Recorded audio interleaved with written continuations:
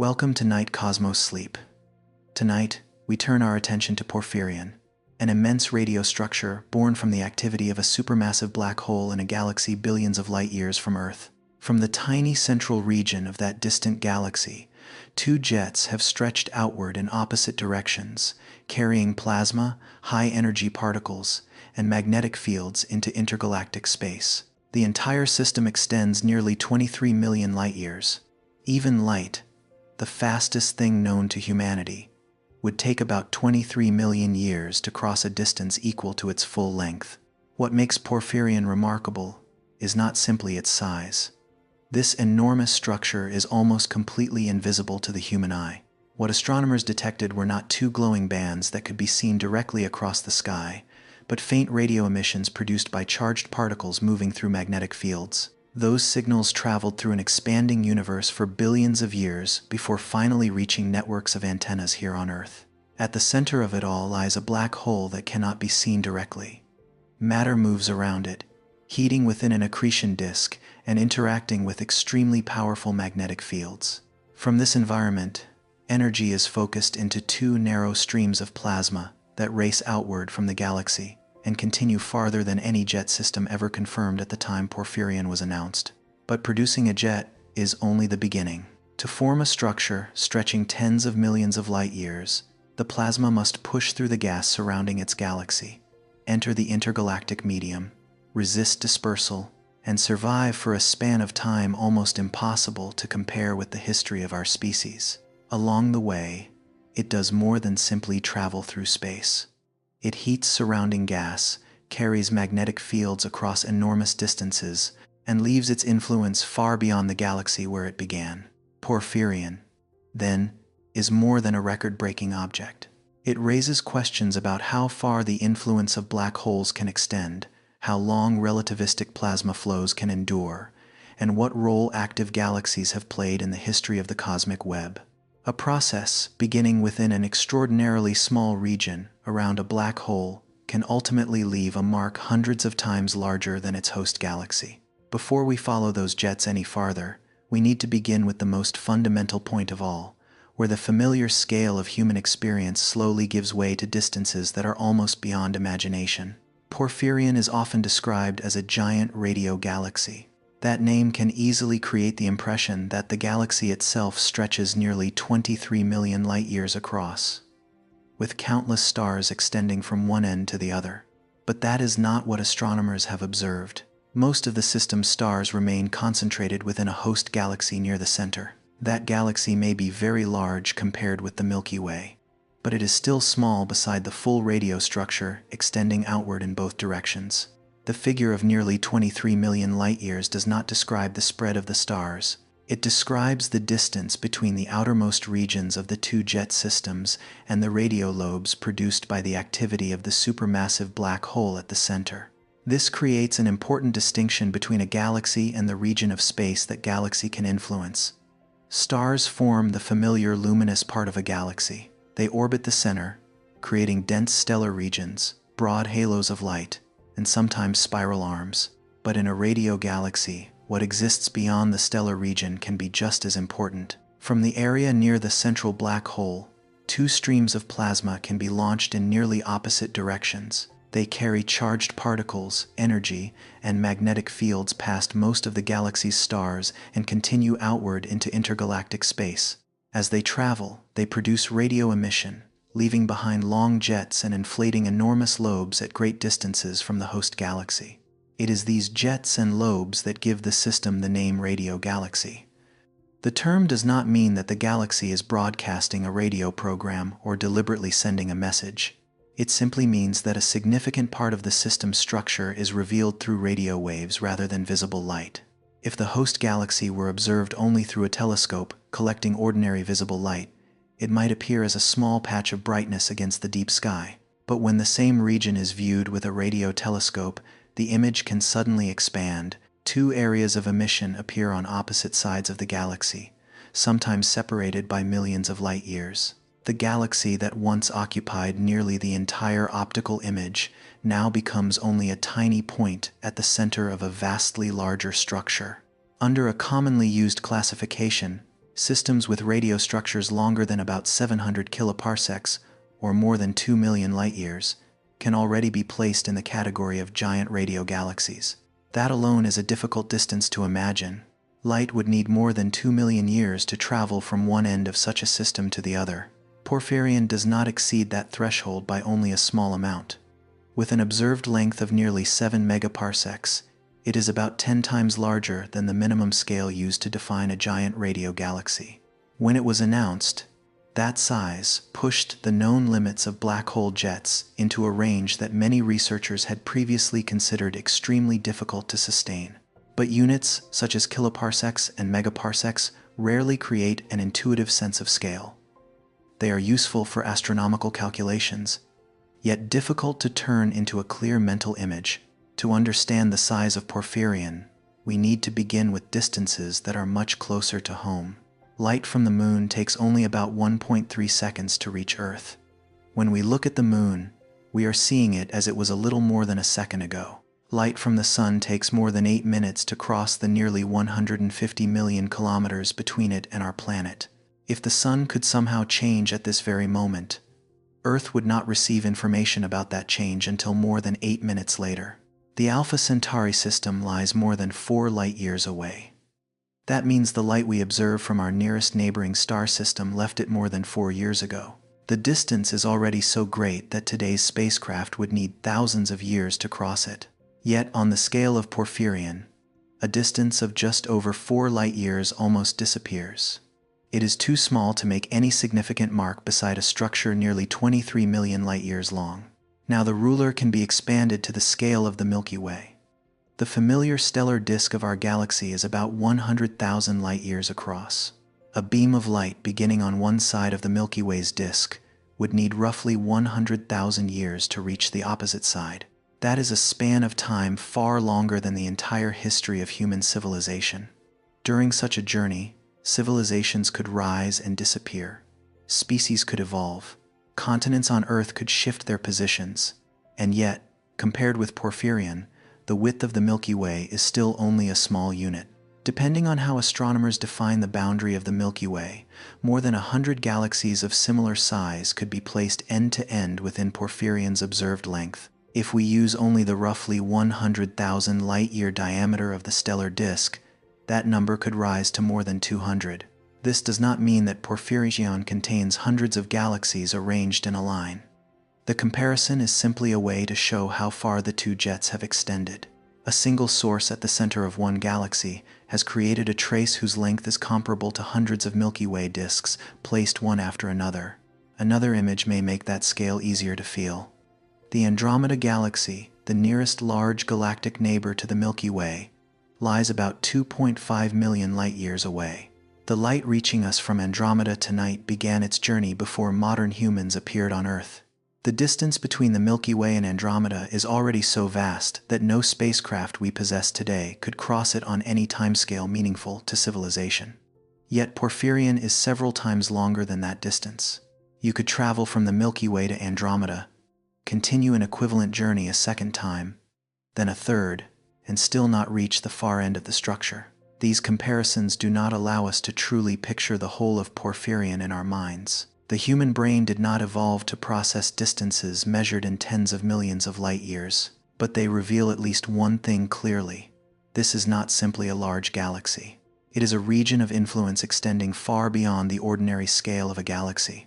The contrast becomes even clearer if the entire system is reduced in size. Imagine compressing Porphyrion's nearly 2-3 million light-year length until it fits inside a room. The two ends of the structure would lie near opposite walls. The jets and radio lobes would stretch across the room, becoming the most prominent features of the model. At that scale, the host galaxy in the center would shrink to a tiny mark. It would no longer dominate the image, even though it contains hundreds of billions of stars and is the birthplace of the entire system. The region near the black hole, where the jets are formed, would be smaller still. On the same model, it could shrink beyond anything the naked eye could meaningfully represent. This is one of Porphyrion's greatest paradoxes. The source of the structure nearly disappears when placed beside the trace it has created. A very small region around a black hole has influenced a volume of space so much larger than itself that the difference is almost impossible to show to scale. In everyday life, we often associate a large source with a large effect. A mountain occupies more space than a rock. A broad storm can affect a larger region than a small gust of wind. But in astrophysics, energy can be concentrated and transported in ways that make the size of the source a poor measure of the size of its consequences. A supermassive black hole occupies only a tiny region compared with the galaxy that contains it. Yet when matter is continuously supplied to the center, when the accretion disk releases energy, and when magnetic fields organize part of that energy into two narrow streams, the influence of the system can extend far beyond the place where it began. What matters is not only how large the black hole is, whether the supply of fuel can be sustained, whether the jets can maintain a stable direction, whether the surrounding environment is dense or sparse, and whether the plasma flow can survive long enough, all help determine the final length of the structure. Porphyrion, then, is not a galaxy that has grown to a size of 23 million light-years. It is a galaxy that has created two pathways of energy through intergalactic space. The stars remain concentrated near the center, while plasma and magnetic fields continue traveling outward, leaving behind radiolobes at distances that light itself would need millions of years to cross. This distinction helps us understand what truly makes Porphyrion extraordinary. If it were simply a collection of stars spread across 23 million light-years, the main question would be how a galaxy could hold its stars together across such an enormous scale. But because the truly gigantic part is the jet system, the question shifts in a different direction. How can energy from the region near a black hole be carried beyond the galaxy? How can charged particles continue moving through intergalactic space? And how can a stream of plasma, with no physical walls to contain it, leave a trace across a distance hundreds of times larger than the galaxy that created it? Before we can answer those questions, one more point needs to be clarified. If the stars do not make up most of the structure, and if the two enormous jets do not shine in a way the human eye can see, how did Porphyrion remain hidden in the sky for billions of years? What allowed astronomers to recognize for the first time that these faint regions of emission, separated by such vast distances, were actually parts of the same system? The sky humans see each night is only a very limited version of the universe. The light from stars, the faint glow of nebulae, and the dim presence of a distant galaxy all enter our eyes within such a narrow range of wavelengths that most of the radiation moving through space remains completely beyond our perception. Porphyrion exists within that invisible realm. Its host galaxy can be recorded in optical images, but the two jets and lobes stretching nearly 23 million light-years become clear only when the sky is observed in radio waves. Visible light, radio waves, infrared, ultraviolet, X-rays, and gamma rays are not separate phenomena. They all belong to the electromagnetic spectrum, carrying energy through space while differing in wavelength and frequency. The human eye evolved to detect only a very narrow part of that spectrum, enough to recognize the colors of our environment on Earth, but nowhere near enough to observe everything happening throughout the universe. As a result, regions that appear quiet and empty in ordinary light can become filled with structure when viewed through a different kind of instrument. An optical telescope pointed toward Porphyrion primarily records the light from stars within the host galaxy. At a distance of billions of light-years, that galaxy occupies only a small area in the image and does not stand out clearly from the countless other distant galaxies within the same field of view. The two jets do not appear as glowing columns extending in opposite directions, and the enormous radio lobes leave almost no direct signature in the range of light visible to human eyes. Based on optical images alone, no one would guess that this tiny patch of light lies at the center of a system spanning tens of millions of light-years. The picture changes when astronomers turn to radio frequencies. Instead of recording only the light produced by stars, their instruments begin detecting signals from charged particles moving through magnetic fields. Regions of emission appear far beyond the host galaxy, extending in nearly opposite directions and forming a structure vastly larger than the region containing the stars.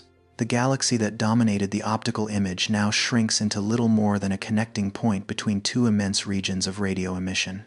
This difference does not exist because radio telescopes simply magnify features already present in ordinary images. Each range of wavelengths reveals a different group of physical processes. Visible light primarily allows us to identify stars and regions of gas, hot enough to glow at optical wavelengths, while radio waves can trace plasma, magnetic fields, and high-energy particles far beyond the stellar region. When these two kinds of data are placed side by side, a galaxy that once seemed confined to a small point of light suddenly reveals a footprint extending across intergalactic scales. Radio maps often use vivid colors to represent the data. One lobe may appear red, another region may be shown in blue or yellow, while the strongest areas of emission become brilliant bands of light. But these are not the true colors of porphyrion in the visual sense. The colors are added to help us distinguish signal strength, observing frequency, or differences between regions of plasma. A radio telescope does not produce a color photograph like an ordinary camera. It records electromagnetic signals and then converts those measurements into a map that human eyes can interpret. Even if humans could somehow travel close to porphyrion without being affected by the extreme environment around it, ordinary eyes would still not see the two brilliant colored streams shown in illustrations. The stars of the host galaxy might form a visible glow, but most of the jets and lobes would blend into the darkness. The space ahead might appear empty, even though it contained plasma, particles moving close to the speed of light, and magnetic fields extending across distances hundreds of times greater than the diameter of a galaxy. It is the electrons within the plasma that leave behind the traces radio telescopes can detect. Because electrons carry electric charge, their paths are affected by magnetic fields. Instead of continuing in a straight line, they are bent and forced into spiraling motion around invisible magnetic field lines. This constant change in direction causes the electrons to emit electromagnetic radiation, producing a form of emission known as synchrotron radiation. The name may sound technical, but the underlying process is fairly intuitive. A rapidly moving charged particle cannot pass through a magnetic field without having its path altered. As the magnetic field forces it to change direction, part of the particle's energy is released as radiation. If the electron has enough energy and is moving close to the speed of light, the signal it produces can be especially strong at radio wavelengths. Vast numbers of electrons, undergoing this process together, create regions of emission large enough to be detected by antennas on Earth after a journey lasting billions of years. There is no message encoded within porphyrion's signal. The galaxy is not broadcasting in an attempt to communicate with somewhere else, and the jets carry no language. The radio waves are simply a natural consequence of particle motion within magnetic fields. Yet this unintentional signal becomes a record of the system's activity, because its shape, brightness, and frequency all preserve information about what has happened within the plasma. A bright region of emission may reveal where particles have recently received additional energy, or where the plasma flow is interacting strongly with its surroundings. Extended features help show the direction the jet has traveled.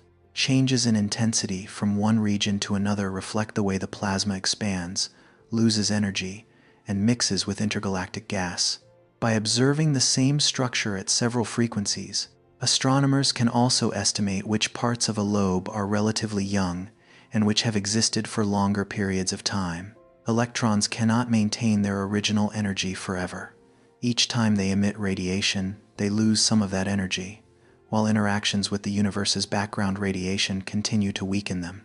The most energetic electrons often radiate clearly at higher frequencies, but they also lose energy more quickly. Over time, the high-frequency signal from a region of plasma fades first, while lower-frequency radio emission can persist for much longer. This change is known as spectral aging. It does not mean the entire jet grows old, like a living organism. Instead, it describes how the distribution of electron energies changes over time. When plasma has only recently left the central region, or has just been accelerated at a hotspot, it may contain many high-energy electrons. After millions of years, those particles are no longer energetic enough to radiate as strongly as they once did, causing the radio spectrum of that region to look different from the way it appeared when the plasma was younger. This is why low-frequency observations are especially well-suited to finding giant radio galaxies. A system that grows across millions of light-years must survive for an extremely long time, which means many parts of it left the host galaxy long ago. The plasma in those regions may have expanded until it became extraordinarily diffuse, while most of the highest energy electrons have already weakened. At higher frequencies, old lobes can easily fade into the noise, but lower frequency signals may still preserve traces of them. A region that does not appear clearly in one survey has not necessarily vanished. The instrument may be observing at the wrong frequency range, may not be sensitive enough to extended emission, or may record only the brightest parts of the system. Older jets often do not form a clearly continuous line from the galaxy all the way to the outermost lobes. Weak gaps can exist between brighter regions, causing a single structure to appear as several separate pieces on a radio map. LOFAR was designed to detect precisely this kind of faint, long wavelength signal. Its name stands for low frequency array. It does not resemble an optical telescope with a tube, a large mirror, and a dome that turns with the sky. Nor is it a single radio dish. LOFAR is a network of many antenna stations distributed across several European countries, all working together as parts of one enormous observing system. Each antenna receives radio waves arriving from many different directions. The signal at any individual station is extremely weak and can be mixed with interference from the environment on Earth, so recording the data is only the beginning. Highly precise clocks determine when a signal reaches each location, and computers then combine enormous amounts of information to reconstruct where the emission came from in the sky. Tiny differences in arrival time between stations help determine the direction of the waves and provide the resolution needed to distinguish distant structures. No one looks directly through LOFAR and sees porphyrion appear. The image is built from digital data, phase measurements, signal intensity, and complex processing. After layers of interference are reduced and signals from many stations are combined, the radio map gradually emerges. The features on that map are not light that traveled directly into the human eye, but a visual translation of invisible electromagnetic oscillations. LOFAR's ability to cover wide areas of the sky makes it especially effective at finding large structures. A telescope focused only on a small region around a host galaxy might completely miss lobes located far away from it. A wide-field map, by contrast, allows widely separated regions of emission to appear within the same dataset, revealing connections that narrower observations could easily overlook. Porphyrion did not appear from the beginning as a complete object with two clearly defined boundaries. The data contained elongated regions of emission, faint sections, unrelated bright sources, and many galaxies lying along the same line of sight. The two outer lobes were separated by such a great distance that they could easily have been treated as independent sources.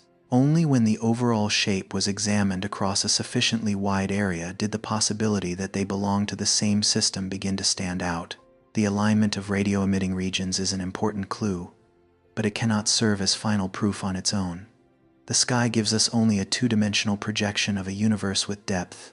Two objects that appear next to each other in an image may actually be separated by billions of light-years. A galaxy located between two patches of radio emission may also happen to lie there by coincidence, with no physical connection to either one. For that reason, identifying porphyrion required more than simply drawing an imaginary line between two faint regions. Astronomers had to search for a radio core near the center, examine the direction of smaller structures close to the host galaxy, compare emission spectra, and use observations at other wavelengths. Each layer of evidence helped eliminate another possible false interpretation, until the separate components gradually formed a system with a common origin. What is remarkable is that porphyrion's enormous size did not make it easier to find. When a small source appears compactly within a dataset, its components are usually close enough together to be recognized as parts of the same object. In porphyrion, the separation between major components is so large that cataloging software can record them as multiple independent sources. Weak emission between them breaks the visual connection, while countless other galaxies and radio sources lie in between, obscuring the system's true shape. The older and more extended a system becomes, the more easily its surface brightness can decline. Energy that was once concentrated within a smaller region gradually spreads across a much larger volume, making the signal in each part of the map weaker. The longest object, therefore, is not necessarily the most obvious one. A young, compact radio source can sometimes appear far brighter than an ancient structure tens of times larger. Modern astronomy is confronting this paradox across ever-growing volumes of data. Surveys detect millions of radio sources, far more than any research team could inspect manually. Algorithms and machine learning are used to recognize extended shapes, connect regions that may be related, and rank unusual candidates. Yet systems that are asymmetric, interrupted, or extremely faint can still fall outside the patterns a computer has learned to recognize. Human pattern recognition, therefore, continues to play an important role. An observer may notice that two regions of emission on opposite sides of a galaxy follow a common axis, even when no obvious line connects them. Citizen science projects make use of this ability by allowing volunteers to examine radio maps and mark unusual structures. Even so, visual intuition can only identify candidates. Any conclusion must still be tested against independent data. Porphyrion was reconstructed through many such steps. Low-frequency observations revealed old, faint lobes. Higher-resolution observations helped trace structures closer to the center. Optical and infrared images provided lists of galaxies that might serve as the source. Spectroscopy helped determine their distances and rule out galaxies that only happened to lie along the same line of sight. Each tool contributed only one part of the story. Radio maps showed where the plasma extended, but could not automatically identify exactly which galaxy had produced it. Optical images identified the galaxy, but did not reveal the full lobes. Spectroscopy placed that galaxy on the timeline of the universe, while radiomorphology connected it to the jets on either side. Only when these layers of information agreed did the nearly 2-3 million light-year structure emerge as a single physical system. The discovery of Porphyrion, then, was not a moment when an astronomer suddenly noticed a brilliant object standing out against the sky. It was a process of listening for extremely faint signals, turning them into maps, recognizing relationships between regions separated by enormous distances, and repeatedly testing whether those connections might simply be coincidence. A colossal structure was found not because it overwhelmed the sky with brightness, but because researchers patiently pieced together its invisible traces. Radio waves allow us to see the outcome of a process that began billions of years ago. They reveal how far the plasma once traveled, where electrons are still radiating, and how the two lobes expanded around a small galaxy at the center. But that map shows only the footprint left by the energy. It does not yet explain the source that created it. At the heart of the system lies a region so small that it nearly disappears when compared with Porphyrion as a whole. There, a supermassive black hole is surrounded by matter moving under extreme conditions. The black hole itself does not fire two beams of light from inside the event horizon, but the environment around it has produced streams of plasma powerful enough to escape the galaxy and continue outward into intergalactic space. The radio sky allowed astronomers to find the path left behind by that energy. To understand why that path exists, the journey of observation must now be traced backward toward its beginning, to the place where matter is falling into darkness, while part of its energy is being carried outward in two opposite directions. Tracing Porphyrion's two radio lobes backward, every feature eventually converges on a small region deep within the host galaxy. There is no enormous star burning brightly there, nor is there a gateway sending two streams of matter outward from inside the darkness. At the center of the system lies a supermassive black hole, but the light, heat, and powerful jets are produced by the environment surrounding it. The black hole itself does not shine the way a star does. It has no solid surface that can be heated, no outer layer of gas capable of emitting light, and it does not appear as a sharply outlined black sphere floating in space. What makes it dark is the event horizon, the boundary beyond which even light can no longer return to the outside universe. So when astronomers describe a black hole as highly active or producing enormous amounts of energy, they are not describing something escaping from inside the event horizon. The radiation we observe comes from matter that is still outside it, where gas, dust, and plasma are moving faster and faster under the influence of an extraordinarily strong gravitational field. Porphyrion's host galaxy contains an enormous amount of matter, but most of that material does not fall into the black hole. Stars continue orbiting the galactic center along relatively stable paths, much as the planets in our solar system are not pulled straight down into the surface of the Sunday. Gravity keeps them moving around the center, while their sideways motion prevents them from falling directly inward. Gas and dust within the galaxy also carry their own motion. When a cloud of gas approaches the central region, it rarely plunges straight into the black hole along a perfectly direct path. The material usually carries angular momentum, meaning it already has a tendency to orbit the center. As it moves closer, its orbit becomes tighter, its speed increases, and the material gradually forms a rotating structure around the black hole. This structure is known as an accretion disk. The name may suggest a flat and quiet disk, but the real environment is anything but calm. An accretion disk is made of hot plasma, ionized gas, and layers of matter moving at different speeds. Regions closer to the black hole complete their orbits faster than regions farther away.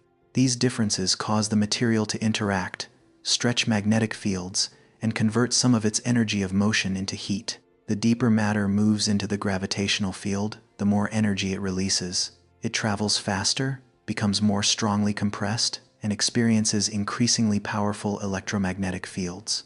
Before some of that matter crosses the event horizon, the system can convert a significant amount of gravitational energy into heat, radiation, and plasma motion. This is why a small region around a black hole can shine more brightly than the entire galaxy containing it. That light does not come from the black hole itself, but from matter passing through the final stages before falling inward.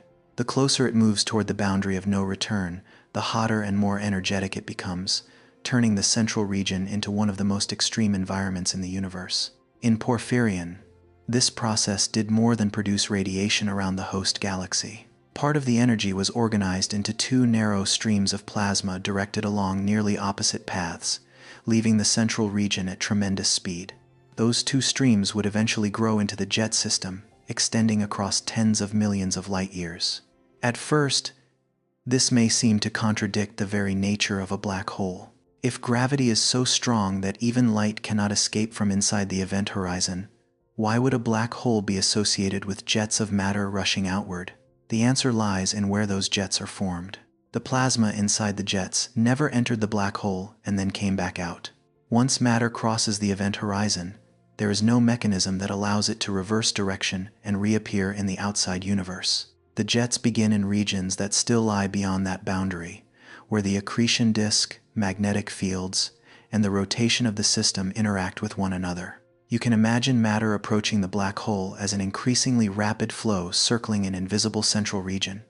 Within that flow, charged particles continuously move through magnetic field lines. The plasma drags the magnetic field along with it, while the magnetic field also acts back on the plasma. As matter rotates around the black hole, those field lines can become twisted, compressed, and reorganized. In some systems, the magnetic field near the center becomes strong and organized enough to carry part of the energy away from the accretion disk. Instead of spreading evenly in every direction, the energy is directed along the rotational axis of the system, where the density of matter is lower than it is within the plane of the disk. Two streams of plasma then form, one extending above the disk and the other moving in the opposite direction. The terms above and below are only relative to the plane of the rotating accretion disk. Space has no universal up or down, but the system has its own axis, defined by its rotation. This concentration along the axis is crucial. If all the energy released around the black hole spread outward equally in every direction, it would quickly become diluted with distance. Each region of space would receive only a smaller fraction of the total energy, causing its influence to weaken dramatically before it could travel far beyond the host galaxy. A jet behaves differently. It concentrates energy and momentum into a narrow region, allowing the plasma flow to maintain its driving force across much greater distances. The difference is somewhat like the light from a bulb compared with light focused into a narrow beam. A bulb sends light in many directions, so its brightness decreases rapidly with distance, while a concentrated beam can continue carrying energy along a more defined path. A black hole jet is not a laser, and it is not made only of light. It contains plasma, charged particles, magnetic fields, and kinetic energy. Still, The idea of focusing helps explain how such a small region around a black hole can affect such enormous distances. When energy is not dispersed evenly, it retains its ability to push against and alter the surrounding environment for much longer. The energy powering this process does not appear from nowhere. A black hole is not an infinite energy machine that operates without fuel.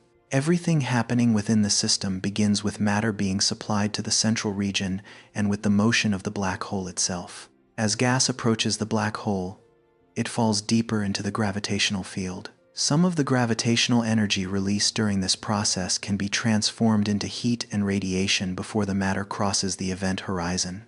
Compared with nuclear reactions inside a star, accretion around a black hole can convert a fraction of mass into energy with remarkably high efficiency. A star like the Sun shines through nuclear fusion in its core, where hydrogen nuclei combine to form helium.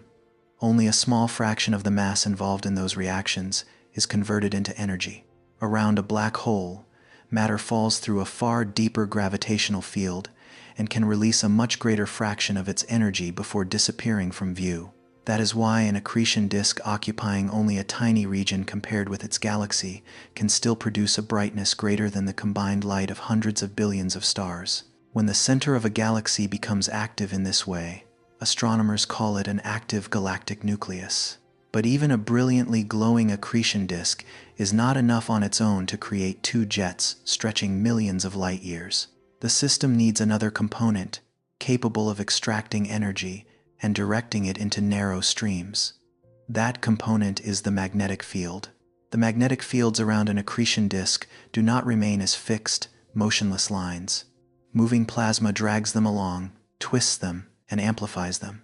Near the black hole, where rotational speeds are extremely high, these changes become even more intense.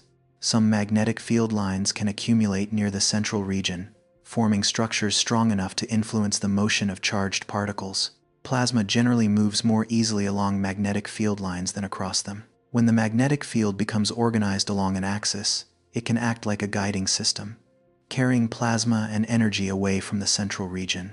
A flow that begins relatively broad can be tightened, helping the jet remain narrow as it starts to accelerate. The magnetic field is not a physical tube surrounding the jet, but it creates forces capable of shaping and stabilizing the plasma flow. Near the black hole, where there are no solid walls or surfaces, the interaction between plasma and magnetic fields helps form a structure with a clearly defined direction. The rotation of the black hole itself can also contribute to this energy supply. A supermassive black hole does not necessarily remain still.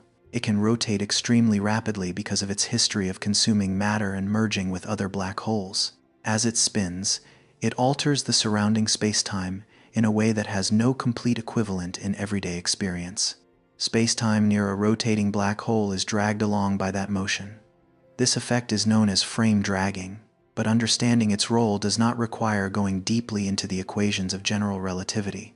The important point is that a spinning black hole does more than create gravity. Its rotation also affects how matter and magnetic fields behave in the surrounding region. If sufficiently strong magnetic fields thread the area close to the black hole, some of its rotational energy can be transferred into the electromagnetic field and carried outward along both sides of the axis. In this way, the system can draw not only on energy released by falling matter, but also on part of the energy stored in the black hole's rotation. This does not turn the black hole into an object that shines from within. The energy is still transferred through the environment outside the event horizon. Magnetic fields connect the rapidly rotating region near the black hole, with plasma being accelerated outward. The entire process takes place before matter crosses the boundary from which it cannot return. Fuel flows inward, but not all of its energy disappears into the darkness with it. Before vanishing from view, the infalling matter helps heat the accretion disk, produce radiation, and create the conditions that allow some plasma to be driven outward. An inward flow can therefore feed two outward flows at the same time. This is not a reversal of gravity. Most of the matter in the disk may still eventually fall into the black hole. The jets carry away only a fraction of the system's total matter and energy, but because that fraction is accelerated and focused so strongly, it can produce consequences on an enormous scale. The amount of mass contained within a jet does not need to rival the mass of an entire galaxy. What matters are its speed, energy, and duration. A relatively small amount of plasma, moving close to the speed of light, can carry tremendous momentum, strongly affect its surroundings, and continue supplying energy to lobes located far from the host galaxy. In Porphyrion's case, the two jets grew to an extraordinary scale, but not every supermassive black hole can do the same. Most large galaxies appear to contain a supermassive black hole at their center, yet many of those black holes are in relatively quiet states. At the center of the Milky Way lies Sagittarius A, a black hole with a mass of about 4 million suns. It still interacts with its surroundings and occasionally shows bursts of activity, but today the amount of matter being supplied to it is not enough to sustain a brilliantly active galactic nucleus or produce an enormous jet system like Porphyrion. The difference is not simply a matter of mass. A large black hole without enough fuel will not produce a brilliant accretion disk and powerful jets. If the surrounding magnetic fields do not accumulate in the right configuration, the energy may be released in other ways. And if the supply of matter is unstable, the activity of the central region can continually change. A black hole engine requires several conditions to come together. The galaxy must contain gas capable of moving toward the center. That gas must lose enough angular momentum to travel deeper into the gravitational field. The accretion disk must sustain the flow of matter for a sufficiently long time. Magnetic fields must be amplified and organized, and the rotation of the system must interact with the plasma in a way that allows energy to be carried outward. Only when these factors combine can a relatively quiet black hole become the center of an active galactic nucleus. And in a smaller number of cases, that active nucleus can produce jets powerful and persistent enough to escape beyond the limits of the galaxy. The fuel does not travel directly from the entire galaxy to the black hole in a single step. Gas located tens of thousands of light years from the center must pass through a sequence of processes that gradually remove its angular momentum. Gas clouds can collide, structures within the galaxy can draw material inward, and interactions or mergers between galaxies can disturb the orbits of the gas. Each process moves the material only part of the way closer. The journey from the outer regions of a galaxy to the area around its black hole crosses many different scales of distance. Only a small fraction of the galaxy's total gas eventually reaches the region where it can become part of the accretion disk, but that small fraction can still provide enough energy to power an extremely active galactic nucleus. This helps explain why black hole activity can change over time. The fuel supply is not always steady.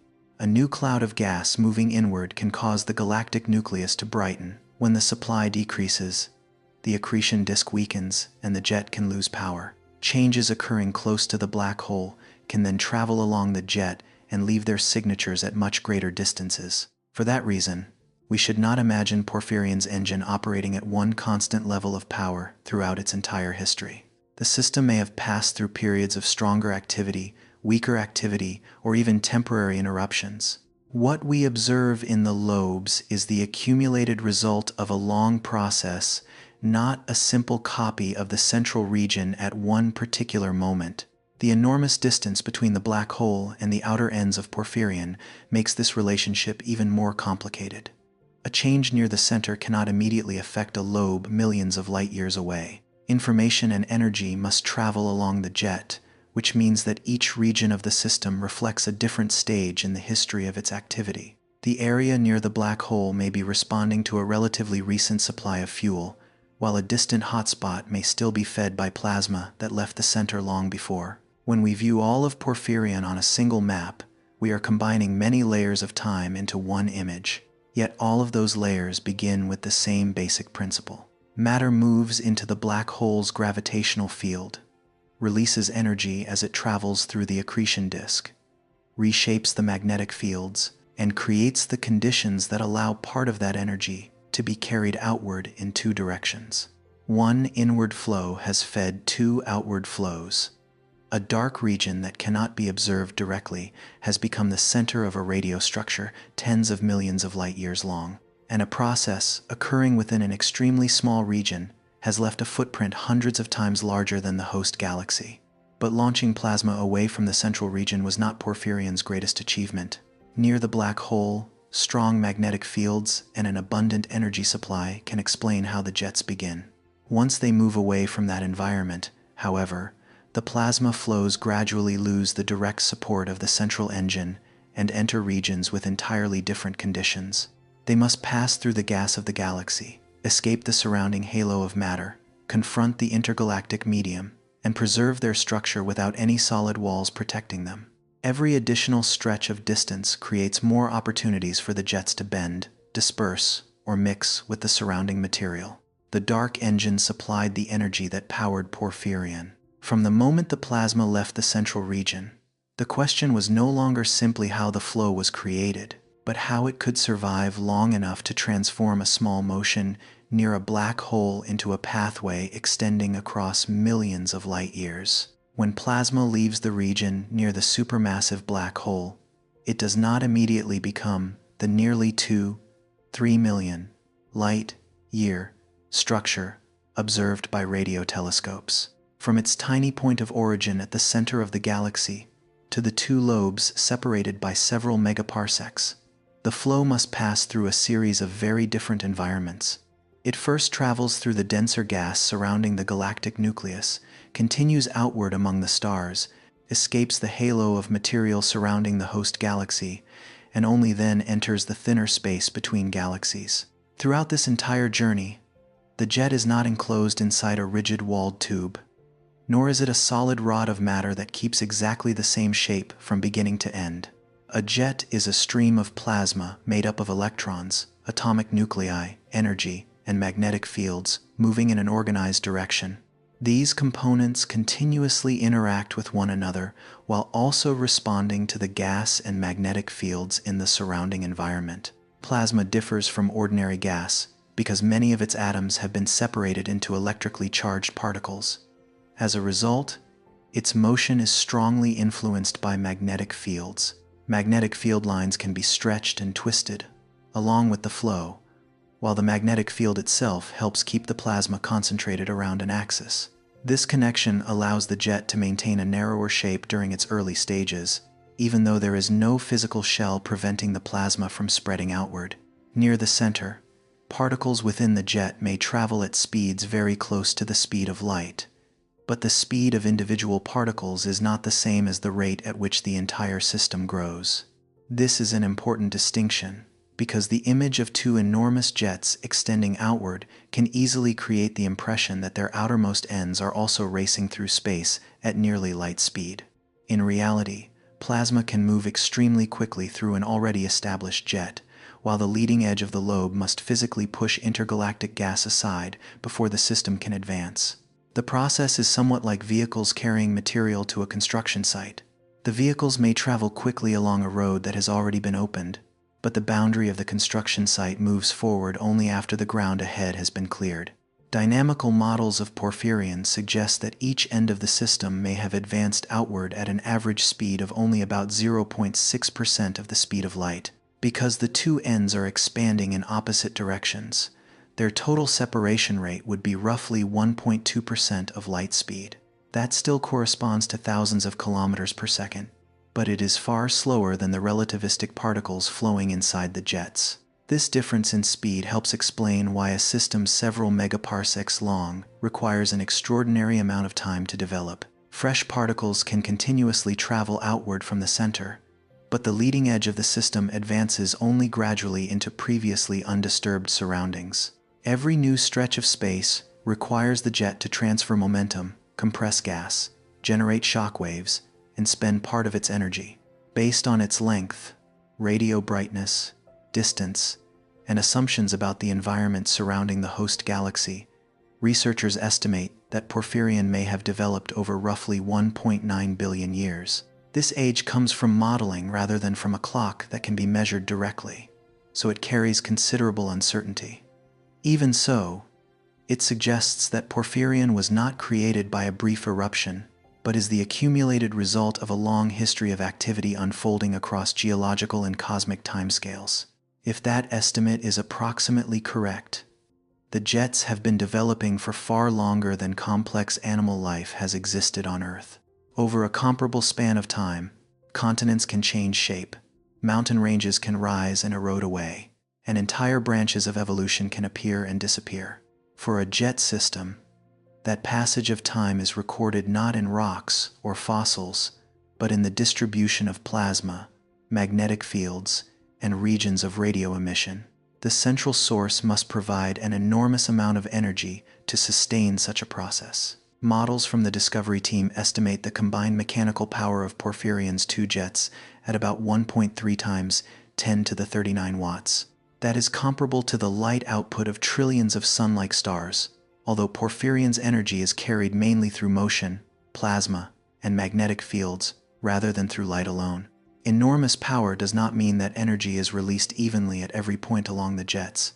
Much of it is carried far from the center by the plasma flow, and only gradually transferred into the surrounding environment as the jets interact with nearby gas. If a jet survives for only a short time, it may create a bright region near its galaxy, but it is far less likely to build a structure extending millions of light years. When the estimated power is combined with the modeled age, the total energy Porphyrion may have transported into the intergalactic environment approaches 8 times 10 to the 55 joules. The exact number does not need to be remembered, but it shows that the system has done far more than create a faint streak of radio emission. An immense amount of energy has been carried away from the host galaxy and distributed into regions of space, millions of light years from its source. During the first stage of this journey, the jet must travel through the environment inside the galaxy. The distances between stars are so large that the plasma does not continuously collide with the surfaces of stars or planets. Most of the resistance comes instead from diffuse gas, clouds of material, hot plasma, and magnetic fields occupying the space between stellar systems. The density near the galactic center is generally higher than it is outside the galaxy. As the jet pushes through this region, its pressure forces surrounding gas to the sides and opens a lower density channel. This process can heat the material, generate shock waves, and alter the magnetic structure of the region through which the jet passes. After leaving the star-rich regions of the galaxy, the plasma flow continues through the gaseous halo surrounding the host galaxy. This halo does not shine as clearly as the stellar disk, but it can extend much farther outward. It contains hot gas and diffuse material held by the gravity of the galaxy and its surrounding dark matter halo. Leaving the galactic halo does not mean the jet enters completely empty space. Intergalactic space contains far fewer particles than even the best laboratory vacuums, but low density does not mean zero density. Across a distance of only a few meters, this material would be almost insignificant. Across a path millions of light years long, however, the accumulated interactions become great enough to shape both the jet and the surrounding environment. The fast-moving plasma inside the jet continuously supplies energy to the leading edge of the system. When it reaches the point where the jet encounters previously undisturbed gas, the flow slows down, and its kinetic energy is converted into other forms. The gas ahead is compressed, its temperature rises, magnetic fields are amplified, and some particles are accelerated to even higher energies. This region of intense interaction can appear on radio maps as a hotspot. The name does not refer only to temperature. It also marks a place where the jet's energy is processed and redistributed. A relatively narrow stream of plasma reaches the end of the system, encounters resistance, generates shock waves, and then expands into a much larger region. At the hot spot, newly accelerated electrons continue moving through magnetic fields and producing synchrotron radiation. Because they have recently received fresh energy, this region is often brighter than older plasma that has already lost much of its energy. A hotspot can therefore serve as a sign that the jet is still delivering energy to the outer boundary of the system. Porphyrion shows more than just evidence of a hotspot at its southern end. Radiospectral maps of this region also reveal a gradual change in the signal consistent with a backflow. The emission spectrum near the hotspot is relatively less steep, then becomes progressively steeper toward regions containing older plasma, suggesting that the electrons gradually lose energy as they move away from the place where they were accelerated.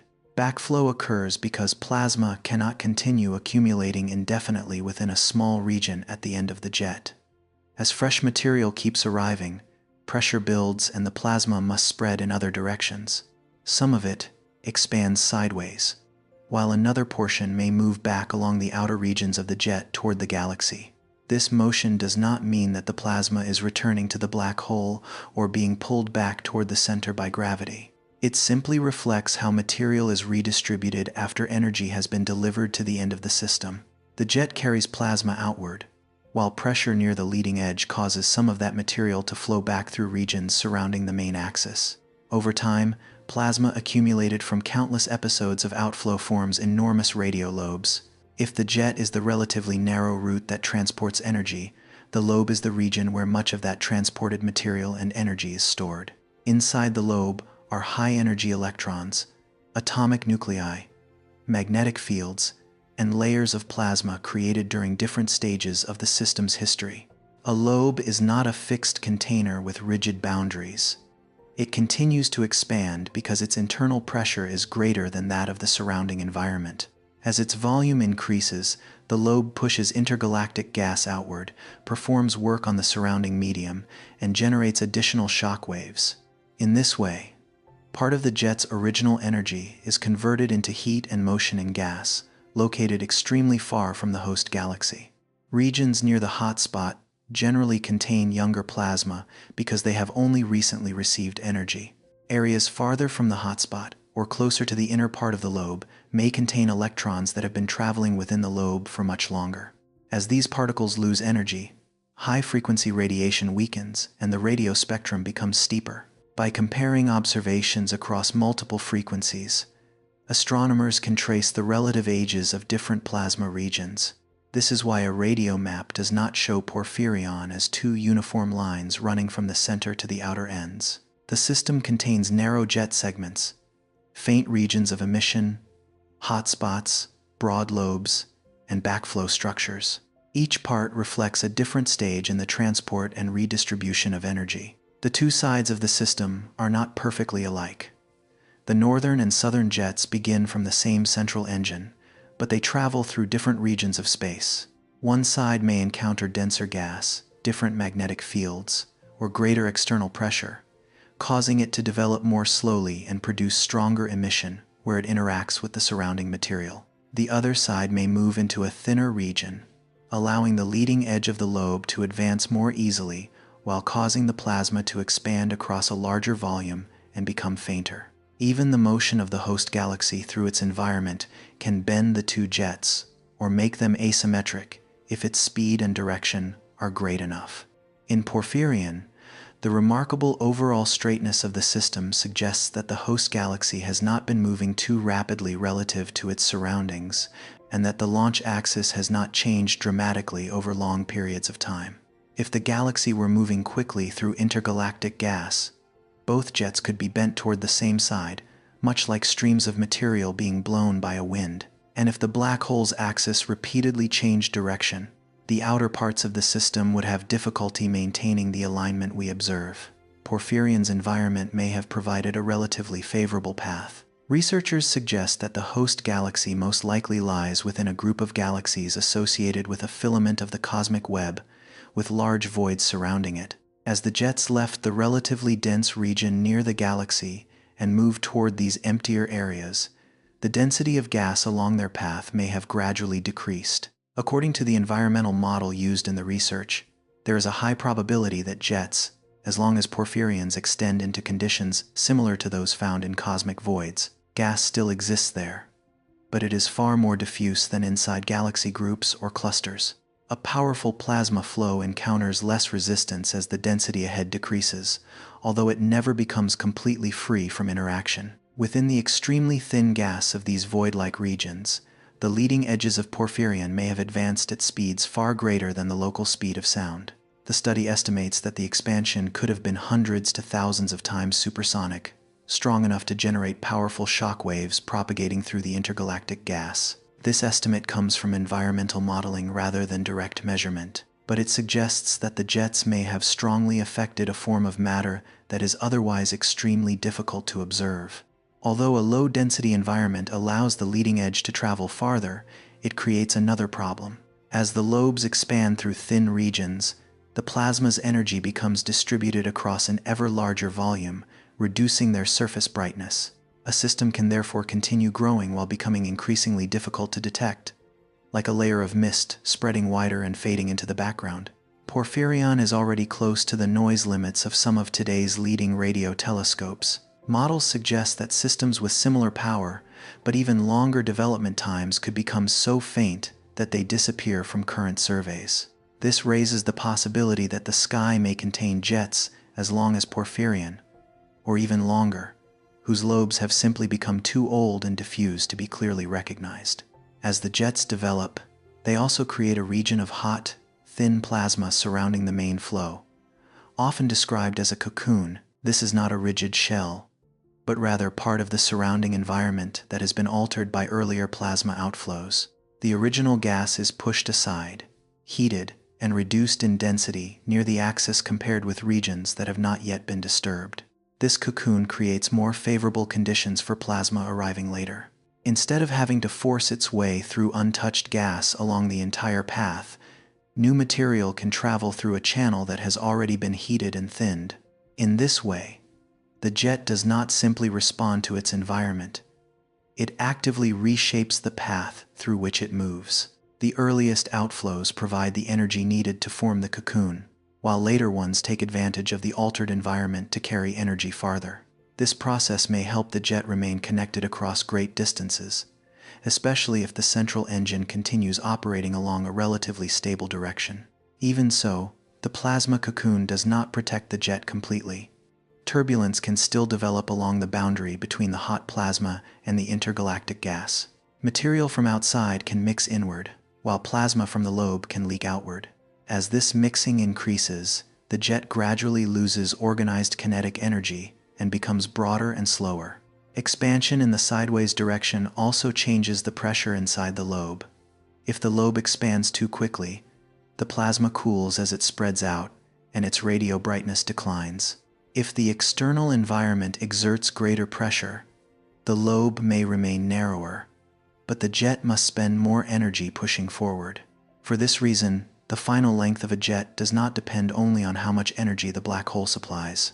It also depends on how that energy is distributed, how quickly the lobes expand, the density of the gas ahead, the stability of the magnetic fields, and the degree to which the plasma mixes with its surroundings. A powerful jet traveling through a dense galaxy cluster may create bright lobes and strong shocks without ever reaching an extreme length. A somewhat less powerful jet that remains active for longer, maintains a stable direction, and moves into regions of steadily decreasing density may travel much farther. Porphyrion may be the result of a rare combination of high power, long-lasting activity, a stable launch axis, and a favorable environment. No single factor is enough to explain the entire system. Power helps the jet maintain momentum, but does not guarantee that turbulence will not disrupt it.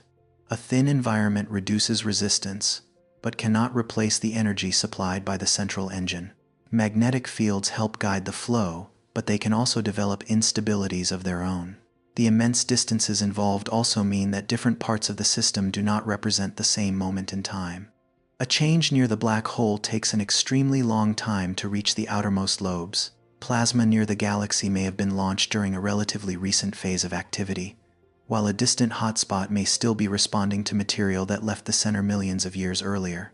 When astronomers observe Porphyrion as a whole, they are combining many different periods in the life of the same system into a single map.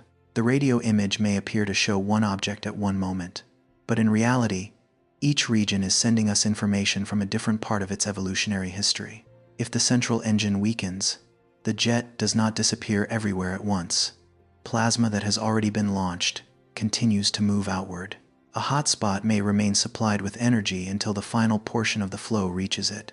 The lobes can continue expanding and radiating for some time before the electrons lose enough energy for the signal to fade. Conversely, if the black hole becomes active again after a quiet period, new plasma can travel through the old cocoon and create younger structures inside older lobes. Some radio galaxies show multiple pairs of nested lobes, interpreted as evidence of repeated cycles of activity.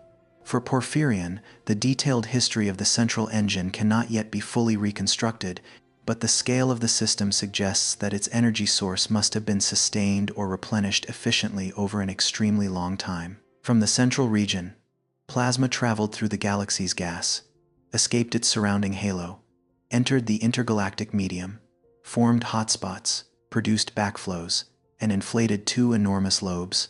In the process, it transported nearly 8 times 10 to the 55 joules of energy beyond the host galaxy, while generating shocks capable of heating and moving gas across scales of several megaparsecs.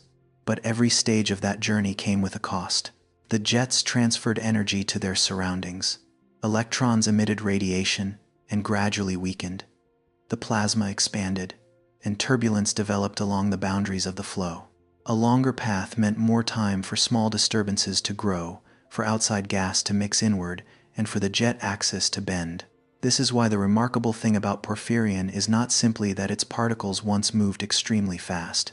The greater challenge is that the system maintained an overall direction and continued transporting energy across nearly 23 million light-years, despite having no solid walls to prevent it from dispersing into the surrounding medium.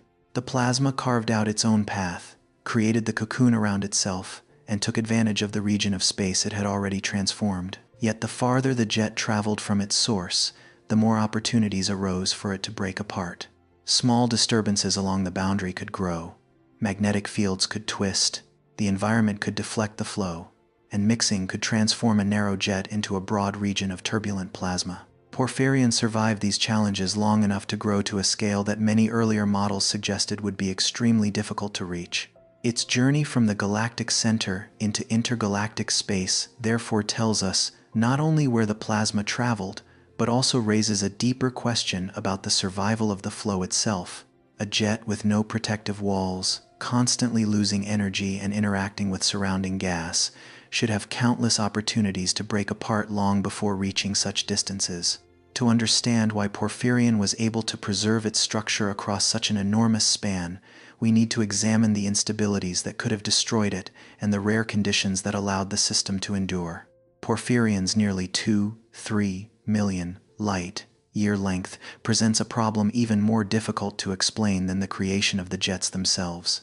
A supermassive black hole surrounded by an accretion disk and powerful magnetic fields can launch plasma away from the center of a galaxy, but that does not guarantee that the plasma flow will survive across many megaparsecs. From the moment it leaves the region near the black hole, the jet must preserve its structure while continuously transferring energy to its surroundings, interacting with external gas, and carrying disturbances that may grow over time. A fluid flow rarely remains perfectly smooth as it moves through another fluid. Smoke rising through the air quickly develops curling edges. Clouds form swirling layers when different regions of gas move at different speeds. Across the surface of the ocean, differences in velocity between air and water can cause small ripples to grow into larger waves. A jet faces the same basic principle, except that here the flow consists of plasma moving at relativistic speeds and threaded by magnetic fields. The boundary of the jet is not a wall that completely separates the plasma inside from the gas outside. The two regions are in direct contact, while their speed, density, pressure, and magnetic structure are different. Plasma inside the jet may rush forward extremely quickly, while the surrounding medium is nearly motionless by comparison. This difference creates conditions in which small disturbances can begin to form along the boundary. At first, a disturbance may be nothing more than a slight displacement across a very short section. But the plasma continues to flow, constantly feeding energy into that irregularity. If there is no mechanism to weaken it, the disturbance can grow, curl the jet boundary, and draw external gas inward. As mixing increases, the organized motion of the plasma gradually becomes turbulent, causing the jet to broaden, slow down, and lose its ability to transport energy along a narrow path. In fluid physics, this type of disturbance, created when two layers move at different speeds, is commonly associated with the Kelvin-Helmholtz instability. The name itself is not important to remember. What matters is the image behind it. A fast-moving flow sliding past a slower environment, producing curling boundaries that grow larger over time. In a black hole jet, this process can do more than ripple the surface. It can allow external material to penetrate deeper into the flow, making the jet heavier and more difficult to keep moving at its original speed. Magnetic fields add another layer of complexity. They can help keep plasma concentrated around the axis, but the magnetic structure itself can also become unstable. When magnetic field lines twist around the jet, the plasma flow can develop distortions resembling a rope that has been twisted too tightly. The entire axis may begin to bend into a spiral shape, pulling the flow away from its original direction. This kind of deformation is commonly known as a kink instability. Another type of instability can cause the cross-section of the jet to narrow and expand in alternating sections, almost like a sequence of repeated constrictions and bulges. This is known as a pinch instability. Both effects arise from interactions between electric currents in the plasma and the magnetic fields carried by the flow itself. If they grow too strong, the jet does not necessarily break apart immediately, but its ability to maintain a narrow channel of energy can be significantly reduced. These instabilities are not merely details that exist inside equations. They help determine whether a jet can continue traveling through space or disperse into a broad lobe relatively close to its host galaxy. Three-dimensional simulations published in 2026 showed that jets lacking sufficient thrust, effective collimation, and a stable axial magnetic component were more easily disrupted by twisting and pinching distortions. In the same study, jets with greater thrust, stronger directional stability, and a more powerful magnetic field along the axis were able to preserve a fast-moving core and travel farther through low-density environments. These were general simulations of multi-megaparsec jets rather than a direct reconstruction of Porphyrian's history, but they reveal the kinds of physical conditions that may help a plasma flow avoid breaking apart too early. Magnetic fields, then, do not simply act as protection. A properly organized field can limit sideways expansion and guide plasma along the axis. But if the magnetic component wrapped around the axis becomes too strong compared with the component running along it, the field can also encourage twisting distortions. The durability of the jet depends on a balance between the magnetic field's ability to keep the flow concentrated and the tendency of the magnetic structure itself to become unstable. Even if the jet develops disturbances along some sections, it does not necessarily lose its ability to function. Stability in astrophysics does not always mean that a flow must remain perfectly straight, completely free of turbulence, and unchanged from beginning to end. A jet can contain a rapidly moving central core, while its outer layers travel more slowly and mix more strongly with the surrounding environment. That fast central core is often imagined as the spine of the jet.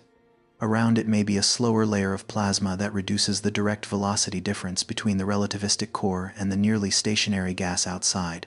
Instead of speed changing abruptly across a thin boundary, it may decrease gradually through several layers. This smoother transition can slow the growth of certain disturbances, allowing the core to continue transporting energy even after the outer regions have become turbulent. The plasma cocoon surrounding the jet can also contribute to this buffering effect. When the earliest plasma flows push intergalactic gas aside, the region around the axis becomes hotter and more diffuse. Later outflows do not have to remain in direct contact with untouched gas throughout their entire journey, but can instead travel through an environment already transformed by earlier activity. Even so, the cocoon does not completely remove the danger of instability. Its boundary with the surrounding medium can still curl and mix. If the cocoon expands too strongly, its internal pressure falls, weakening its ability to help keep the jet concentrated. If the surrounding environment compresses the cocoon too tightly, the jet may be squeezed, producing shock waves and altering its internal structure. External pressure is not the same along the entire path. Near the galaxy, the gas is generally denser and under greater pressure. As the jet travels farther outward, that pressure may decrease, allowing the plasma flow to expand. If it expands too quickly, energy is lost sideways. But if the external pressure changes in a favorable way, the jet can expand and then be compressed again, somewhat like a stream of water narrowing after passing through a wider section. Such episodes of reconvergence can create shock waves inside the jet. The plasma is compressed, magnetic fields are strengthened, and electrons receive additional energy, causing some sections to appear brighter in radio images. This process both dissipates part of the organized kinetic energy and may help realign the flow around its axis.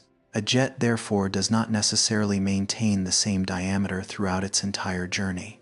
It can expand, become compressed again, develop bright regions, and then continue carrying energy farther outward. Its survival depends on its ability to pass through these changes without allowing turbulent motion to take over the entire cross-section of the flow. The power of the central source is an important factor. A jet carrying greater momentum is better able to push aside the gas ahead and resist forces that might deflect it than a weaker flow. If it encounters a region of higher density, a powerful jet may continue opening a path rather than being stopped and forced to spread sideways. But high power alone is not the answer. A very powerful jet that expands too broadly will distribute its energy across a larger area. A powerful jet that constantly changes direction cannot build two lobes aligned along the same axis. And a powerful jet that survives for only a short time may produce a bright region of emission without having enough time to grow to a length of several megaparsecs. The collimation of the plasma flow is just as important as its total energy. When energy remains concentrated within a relatively small cross-section, the forward pressure and momentum can stay high enough for the head of the jet to continue pushing into the surrounding medium. If the flow widens too early, the same amount of energy must be spread over a larger area, reducing its ability to penetrate the gas ahead. You can imagine two streams of water carrying the same amount of energy. A narrow stream can travel farther, while one that spreads outward quickly loses its ability to push strongly in a single direction.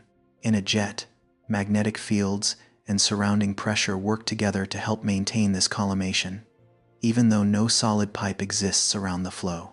Porphyrion suggests that its central system did not simply release one powerful burst of plasma and then stop. To build two lobes separated by nearly 23 million light-years, the source had to supply energy for a very long time, or pass through multiple phases of activity capable of continuing to feed the same structure. The model used in the Porphyrion discovery study gives a possible dynamical age of roughly 1.9 billion years, but this value depends on assumptions about the density of the surrounding environment and the speed at which the lobe heads advanced, so it should not be treated as an absolute measurement. What matters more is the scale of time involved. The system could not have been created by a brief event. It required an extremely long history of activity, during which energy from the center continued to travel outward as the lobes gradually expanded. A long period of activity also creates additional risks. The longer a jet exists, the more opportunities the environment has to deflect it, the more time small instabilities have to grow, and the more strongly the system depends on the launch axis remaining stable. Imagine that the direction of the jet changes by only a very small angle near the black hole. Close to the center, the difference might be difficult to notice, but after extending for millions of light-years, the two possible paths would become separated by an enormous distance. If the axis continually wandered or precessed around another direction, the jet would sweep across a broad region instead of forming a long, relatively straight structure. Such changes can occur if the accretion disk becomes tilted, if the direction of incoming gas changes, or if the galaxy undergoes a merger that disturbs its central region. A supermassive black hole may also change its spin direction after merging with another black hole, although the degree and timescale of that change depend on the specific history of each system.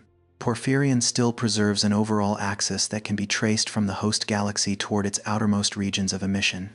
It is not perfectly straight, and the two sides are not exact mirror images of one another, but this degree of alignment suggests that the launch direction could not have changed too chaotically during most of the system's development. This does not mean the black hole remained in an unchanging state for hundreds of millions or billions of years. Its power may have risen and fallen, the fuel supply may have been interrupted, and the jet structure may have changed. Faint sections, hotspots, and differences between the two lobes may preserve traces of those variations. Yet even if the intensity fluctuated, the overall axis still had to remain stable enough for later plasma outflows to continue feeding the same system. If the engine stopped briefly and then restarted along nearly the same direction, fresh plasma could travel through the old cocoon and continue supplying the lobes. If the interruption lasted too long, the cocoon would expand, weaken, and mix with its surroundings, forcing the new flow to reopen a path. And if the launch direction changed too much, a new pair of lobes might begin forming along a different axis instead of extending the original structure. Porphyrion's durability, then, may not mean that one perfectly stable plasma stream flowed continuously for nearly 2 billion years. A more plausible possibility is that the system experienced a complicated history while still preserving three essential conditions. Energy continued to be supplied, the jet's central core was never completely destroyed, and the launch direction did not drift too far from the main axis. The external environment may also have helped. Porphyrion's host galaxy does not appear to lie deep within the center of a galaxy cluster filled with hot, dense gas, where the jets would have to push continuously through a much heavier medium. Observations and models suggest that it may be associated with a filament of the cosmic web, while the jets extend toward lower density regions closer to the large voids between filaments and galaxy clusters. A cosmic filament can be imagined as an elongated region where galaxies, gas, and dark matter are more concentrated than in the surrounding space. If a jet leaves such a filament in a favorable direction, it may encounter progressively lower densities. Each new section of space still contains matter, but there is less gas to push aside than there would be if the jet traveled along the denser part of the filament or through the center of a galaxy cluster. A thinner environment allows the lobe head to advance farther with the same amount of power, while also reducing the number of dense gas regions capable of bending or disrupting the plasma flow. It also allows the lobes to expand across greater distances before the external pressure comes into balance with the pressure inside them. But a low-density environment does not bring only advantages. Without enough external pressure to keep the lobes confined, the plasma can expand strongly sideways. That expansion causes particles to lose energy, reduces surface brightness, and makes the structure more difficult to detect. An extremely long system can become a broad, faint layer of emission even if the total amount of energy it once transported was enormous. Low pressure can also leave the jet with too little external confinement. If the internal magnetic field is not strong enough to hold the flow together, the jet may expand rapidly and disperse. So an empty-looking environment does not automatically create a gigantic jet. The source still needs sufficient power, collimation, and internal stability to take advantage of that favorable path. Simulations published in 2026 help illustrate this combination. In a low-density environment, a jet with greater thrust and a stronger axial magnetic field was able to preserve a fast-moving core, limit sideways distortions, and reach scales of around 5 megaparsecs in the model. Jets lacking those conditions were dispersed by kink and pinch instabilities, producing broader lobes and advancing only about 3 megaparsecs during the simulated period. These results do not prove that Porphyrion followed exactly this kind of history, but they show that a favorable environment can only help when the plasma flow itself is sufficiently powerful and well organized. In this context, the magnetic field serves both as a guiding mechanism and as a means of transporting energy. The component running along the jet helps resist some sideways deformation, while field lines wrapped around the flow help keep the plasma close to the axis. The balance between these two components influences whether the jet can remain flexible in the presence of disturbances or become too tightly twisted and prone to instability. Beyond the magnetic structure, the ratio between the density of the jet and the density of its surroundings also affects the outcome. Jets from active galactic nuclei are often considered light compared with the surrounding gas, meaning they contain less mass within the same volume, while carrying enormous amounts of energy and momentum. A light flow can travel rapidly, but it can also be more easily deflected by its environment if its momentum is not strong enough. As the plasma flow draws surrounding gas into itself, its effective mass increases. This process is known as entrainment, but it can be understood simply as the jet beginning to carry some of the material it encounters along the way. The more matter it entrains, the harder it becomes to maintain relativistic speeds, and the more likely the flow is to transform from a narrow channel into a broader region of plasma. The surrounding cocoon helps reduce direct contact with untouched gas, but mixing can still occur along its boundary. A long-lived jet must keep this entrainment low enough for its core to continue transporting energy outward. If external gas enters too quickly, the flow will slow down before it can reach the end of the lobe. Internal shock waves within the jet also play two roles. They convert part of the organized motion into heat and particle energy, creating brighter regions of emission. At the same time, They can reorganize the flow and recollimate the plasma after the jet has expanded. Some local loss of organized energy, therefore, does not necessarily destroy the system. It can become part of the way the jet adjusts to a changing environment. The deciding factor is not whether the jet experiences turbulence at all, because a real system is almost certain to be anything but perfectly calm. The more important question is whether that turbulence spreads through the entire core quickly enough to break the channel of energy transport, or whether it mainly affects the outer layers while the central flow continues to operate. Porphyrion appears to have maintained at least one effective route for transporting energy through much of its development. The presence of jets, hotspots, and backflow shows that energy from the host galaxy was not released only near the center, but reached regions at extraordinary distances. The observed morphology includes a northern lobe, a northern jet, the central core, a southern jet with an internal hotspot, and a more distant southern hotspot associated with backflow. This structure reveals a complicated system that still preserves a physical connection between the source and its outermost regions. These details also show that not breaking apart should not be understood to mean that the two jets remained unchanged from the moment they left the black hole. The plasma evolved, slowed down, formed shocks, flowed backward, and expanded into lobes. Many regions almost certainly mixed with the surrounding environment. What is remarkable is that after all of these changes, the system still preserved a clear enough signature for astronomers to recognize a common axis extending nearly 7 megaparsecs. The explanation for Porphyrion's survival, then, probably does not lie in any single mechanism. High power helps preserve momentum. Collimation keeps energy concentrated within a narrow flow. Magnetic fields organize the plasma and limit some forms of distortion. The cocoon creates a lower density corridor for later plasma outflows. A relatively stable launch axis allows repeated phases of activity to continue feeding the same structure, and a surrounding environment of decreasing density provides a path of lower resistance as the jets move away from the cosmic filament. If even one of these conditions changed dramatically, the outcome could be very different. A source with less fuel would shut down before the lobes could travel very far. A launch axis that continually changed direction would create a curved structure or several pairs of lobes along different orientations. A denser environment would slow the advancing jet head and cause more energy to be deposited closer to the galaxy. An unbalanced magnetic field could allow the plasma flow to twist and disperse. Porphyrion may represent an exceptionally rare combination in which many favorable conditions remained in place for long enough. But it is also possible that similar systems are not as rare as once believed and are simply difficult to recognize because their lobes have become too faint. Low-frequency radio surveys have now revealed more than 10,000 giant jet systems, suggesting that some of the limits once assumed may have reflected the limits of our observations rather than the limits of nature itself.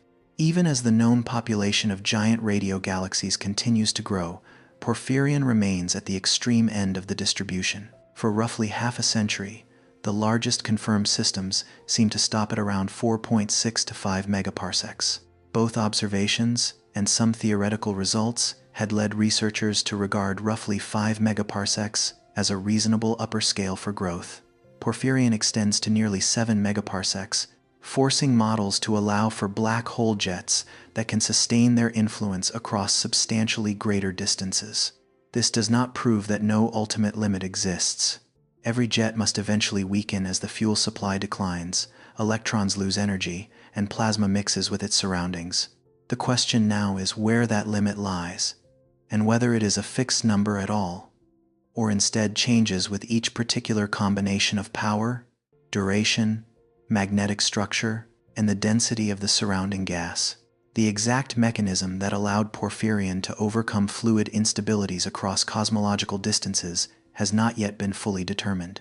Researchers can identify several factors that may have helped stabilize the flow, but they cannot directly observe the plasma jet's entire history, or reconstruct every change that occurred along its 2-3 million light-year path. The absence of a single complete explanation does not diminish the importance of the discovery. On the contrary, it turns Porphyrion into a test of our current understanding.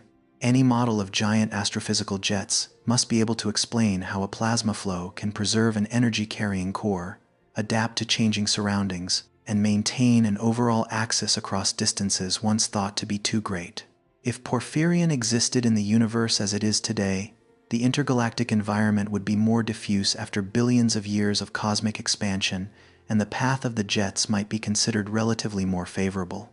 But the signals we observe show that the system developed when the universe was younger, when large-scale structures were closer together, and the average density of matter was roughly 7 to 15 times greater than it is today during the periods relevant to the growth of the jets. This creates the next paradox. A plasma flow with no protective walls survived instabilities, maintained its direction across several megaparsecs, and built two lobes hundreds of times larger than its host galaxy. Yet it did not accomplish this in the older, larger, and relatively more diffuse universe we see today. Porphyrion became a colossal system when the universe was not yet half its present age, during a time when gas, galaxies, and the cosmic web were packed more closely together. To fully understand why its existence is so surprising, we need to move beyond the question of the plasma flow's durability alone and place Porphyrion back into the cosmic era in which its extraordinary journey began. Light does not bring us an image of the universe from a single shared moment. Every object in the sky is seen after a different delay, depending on how far its radiation must travel before reaching Earth. So when we observe space, distance tells us not only how far away an object is, but also where it belongs in the history of the universe. The Moon is close enough that reflected light from its surface takes only about 1.3 seconds to reach Earth. What we see in the sky is therefore the Moon, as it was a little more than a second ago. For the Sun, that delay increases to more than 8 minutes. Light leaving the Sun's surface must cross nearly 150 million kilometers before reaching our planet, which means the familiar image we see always belongs to a moment that has already passed. As distance increases, the delay becomes far more significant. The nearest stars are seen as they were several years ago. Light from Andromeda began its journey about 2.5 million years ago, when the distant ancestors of modern humans were passing through entirely different stages of evolution. For Porphyrion, the signal travel time is no longer measured in seconds, minutes, or even millions of years. The radio waves detected by our telescopes traveled for about 7.5 billion years before reaching Earth. That means Porphyrion does not appear to us as it exists at this moment. We are seeing an ancient state of the system, preserved in radiation that left its host galaxy when the universe was much younger.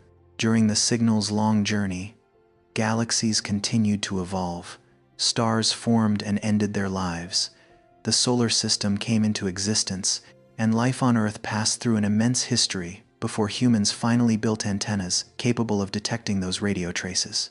There is no way to point a telescope toward Porphyrion and see what is happening there right now in the ordinary sense. Radiation carrying information about the system's present condition is still traveling toward us and will continue to do so for billions of years. The host galaxy may have changed dramatically. The central black hole may have entered a quieter phase. The jets may no longer be supplied with plasma, and the enormous radio lobes may have expanded, faded, or mixed deeply into the intergalactic environment. It is also possible that the host galaxy has interacted or merged with another galaxy.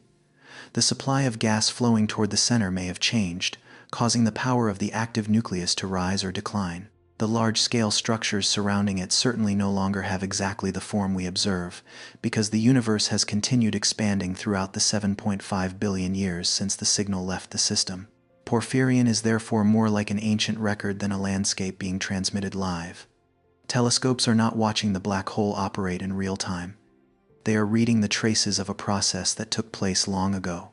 Radio waves preserve the shape of the jets, the positions of the lobes, and the way plasma was distributed during a particular period in cosmic history. Yet even the phrase, "a particular period," needs to be understood carefully. Porphyrion stretches nearly 23 million light-years, so light and radio waves from different parts of the system do not reach Earth after exactly the same travel time. Signals from the nearer end have a shorter distance to cross than signals from the farther end. That difference can correspond to millions of years. A radio map makes Porphyrion look like a single structure existing at one moment, but in reality, each region of the map represents a slightly different point in its history. The area near the host galaxy may show the system at a somewhat later stage, while a more distant lobe may be seen as it was millions of years earlier. A change near the black hole also cannot appear instantly at the end of the jet. Plasma and information must travel across enormous distances before they can affect the outer hotspots. When the black hole increases or decreases its power, the regions near the center respond first, while the outermost parts continue to be supplied by material that left the accretion disk long before. Porphyrion, then, is not a machine operating according to one shared clock.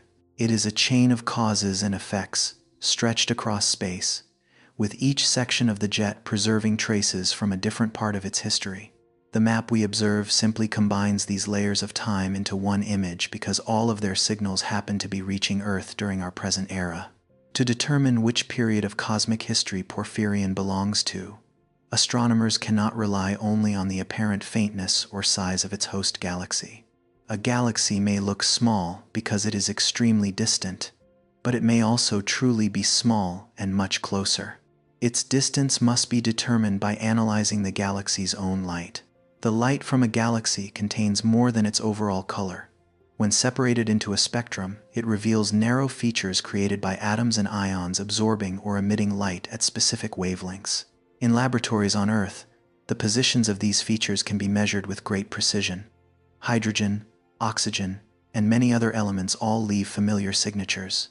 When astronomers observe Porphyrion's host galaxy, those characteristic spectral lines do not appear at exactly the same wavelengths measured in laboratories on Earth.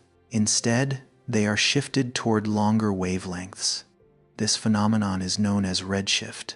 You can imagine light as a series of waves traveling across a stretchable surface. If that surface is pulled outward while the waves are moving across it, the distance between the wave crests increases as well. Light traveling through an expanding universe undergoes something similar. The space between the source and the observer continues to expand, stretching the wavelength of the radiation throughout its journey. The name redshift comes from the fact that visible light is stretched toward the red end of the spectrum, where wavelengths are longer. But the effect does not apply only to the light human eyes can see. Radio waves, infrared, ultraviolet, and other forms of electromagnetic radiation are also stretched as they travel through expanding space. Porphyrion's host galaxy has a redshift of roughly 0.9. This number does not simply mean that the wavelength has increased by 0.9 units. Instead, it describes the relationship between the observed wavelength and the wavelength at which the radiation was originally emitted. By combining this value with models of the universe's expansion, astronomers can estimate how long the light has been traveling and how old the universe was when that light began its journey. The result shows that we are seeing Porphyrion from a time when the universe was only about 6.3 billion years old. The universe today is estimated to be around 13.8 billion years old, which means the system had already reached its enormous scale before the universe was even half its present age. This does not place Porphyrion close to the time of the Big Bang. Before the signals we now observe left the system, the universe had already had more than 6 billion years to form stars, build galaxies, and grow supermassive black holes. Many generations of stars had already been born, created heavier elements, and returned those elements to space. Large galaxies and galaxy clusters were already present, and the cosmic web had become well developed. Even so, the environment at that time was still significantly different from the relatively mature universe around us today. Galaxies were, on average, closer together. Supplies of cold gas were more abundant, and many supermassive black holes were passing through highly active phases. The overall rate of star formation across the universe was also higher than it is today, although its greatest peak may have occurred before the era in which we observe Porphyrion. The expansion of the universe should not be imagined as matter flying outward from a single central point into empty space beyond it. There is no evidence for a unique central location from which all galaxies are moving away. On sufficiently large scales, it is the distance between regions that are not gravitationally bound together that increases with time. A common analogy is to imagine dots drawn on the surface of an inflating balloon.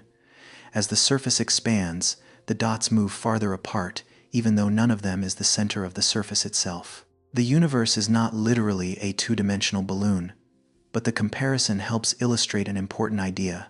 Expansion occurs within the structure of space itself, rather than galaxies all rushing outward from one single location.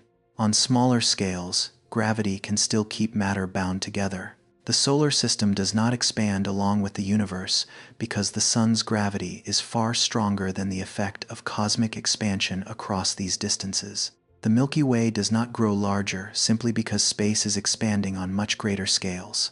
Galaxies, galaxy groups, and many galaxy clusters remain held together by their own gravity. But between large structures that are not tightly gravitationally bound, distances continue to increase. Looking backward in time, those regions were closer together. Matter was therefore distributed through a smaller average volume, making the younger universe denser than it is today. This is part of what makes porphyrions so difficult to explain. A jet must force its way through intergalactic gas, push material aside, and transfer energy into its surroundings. If the average density is higher, the plasma flow has more matter to interact with, more opportunities to slow down, and more chances for turbulence and instability to develop. According to models related to porphyrions' growth history, the average density of the universe during the periods when the jets were developing may have been roughly 7 to 15 times greater than it is today.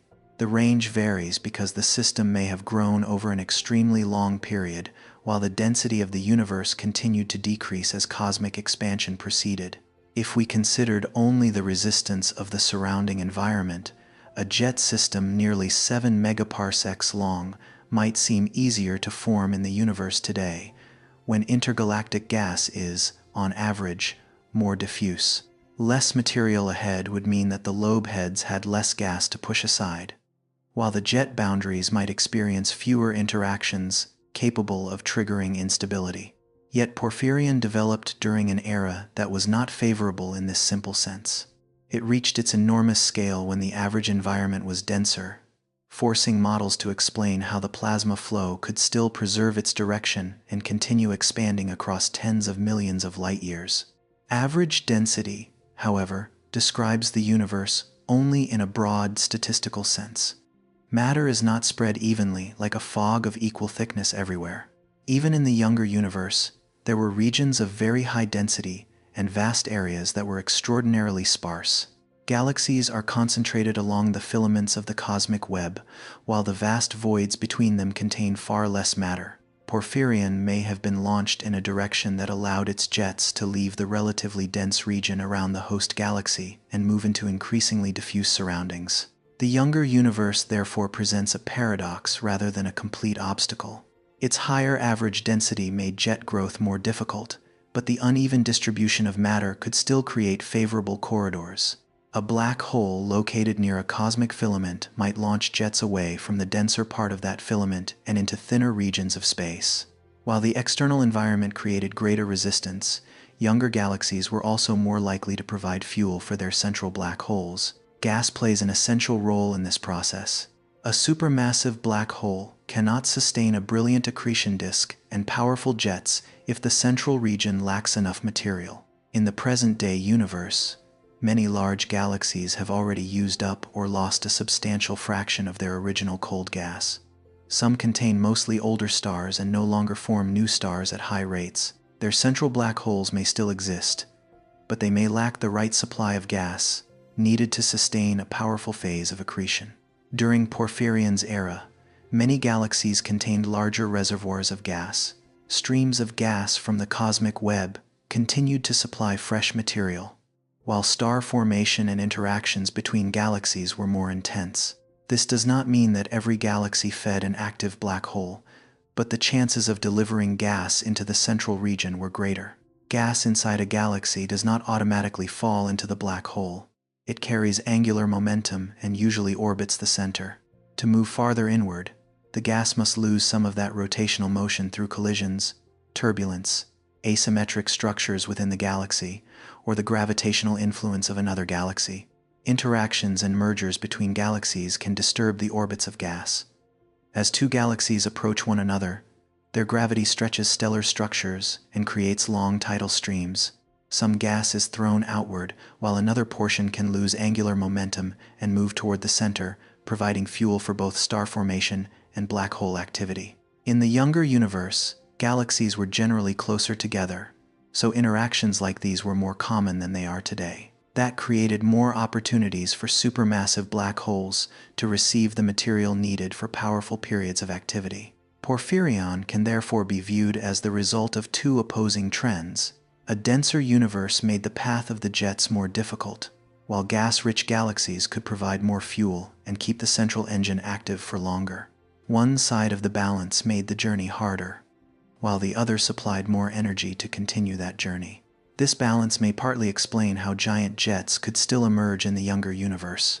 It was not because the environment was entirely favorable, but because the central source could operate more powerfully and for longer periods, while the jets found routes into lower density regions. Porphyrion's host galaxy also shows evidence of a strongly radiating active galactic nucleus. Matter in the accretion disk does not only provide energy for the jets, it also releases large amounts of electromagnetic radiation.